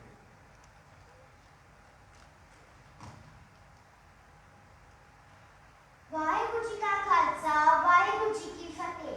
मैं हरदीप कौर तुहानू कविता सुनाने लगी हाँ। मेरी कविता का नाम है सिक्खी। कदे खिड़िया फुल गुलाब दा मैं, ते कदे ते गां तू टिकी हाँ, अज अपने बारे दसदी हाँ, मैं गुरु नानक दी ही सिक्खी हाँ।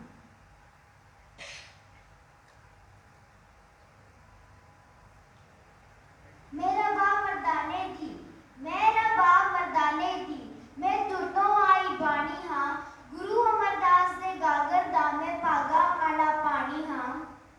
मैं कविता जो पंजवें सतगुर ने बैठ कविते लिखी हाँ, अज अपने बारे दसदी हाँ, मैं गुरु नानक दी ही सिक्खी हाँ। बंद बंद मन्नी सिंह प्यारे दा, मैं मत्ती दास दा आरा हाँ। मैं दीप सिंह दे खंडे दा, अंबर छौंदा चमकारा हाँ। मैं खोपड़ी तारू सिंह दी हाँ, जो लंबी तो वत तिखी हाँ, अज अपने बारे दसदी हाँ, मैं गुरु नानक दी ही सिक्खी हाँ।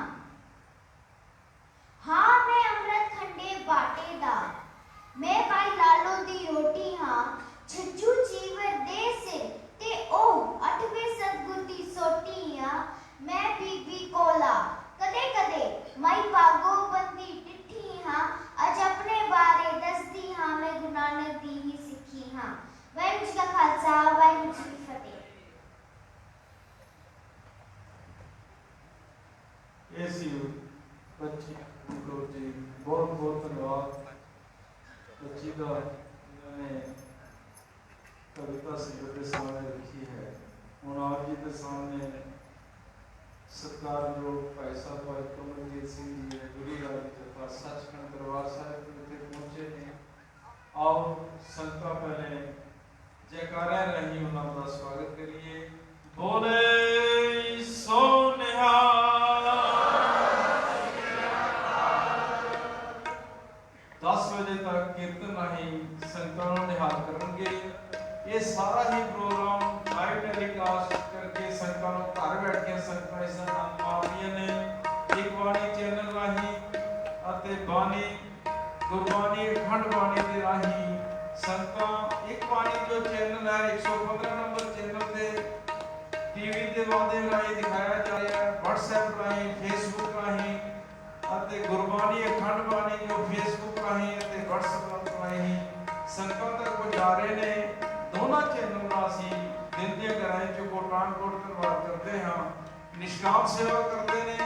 ਜਦੋਂ ਵੀ ਕੋਈ ਸਮਾਗਮ ਹੋਵੇ ਵਿਸ਼ੇਸ਼ ਤੌਰ ਤੇ ਪਹੁੰਚਦੇ ਨੇ, ਇਹਨਾਂ ਦਾ ਬਹੁਤ ਬਹੁਤ ਧੰਨਵਾਦ। ਹੁਣ ਸਤਿਕਾਰਯੋਗ ਭਾਈ ਸਾਹਿਬ ਭਾਈ ਕਮਲਜੀਤ ਸਿੰਘ ਜੀ ਹਜ਼ੂਰੀ ਰਾਗੀ ਸੱਚਖੰਡ ਦਰਬਾਰ ਸਾਹਿਬ 10 ਵਜੇ ਤੱਕ ਕੀਰਤਨ ਰਾਹੀਂ ਸੰਗਤਾਂ ਦਾ ਨਿਹਾਲ ਕਰਨਗੇ। ਵਾਹਿਗੁਰੂ ਜੀ ਕਾ ਖਾਲਸਾ, ਵਾਹਿਗੁਰੂ ਜੀ ਕੀ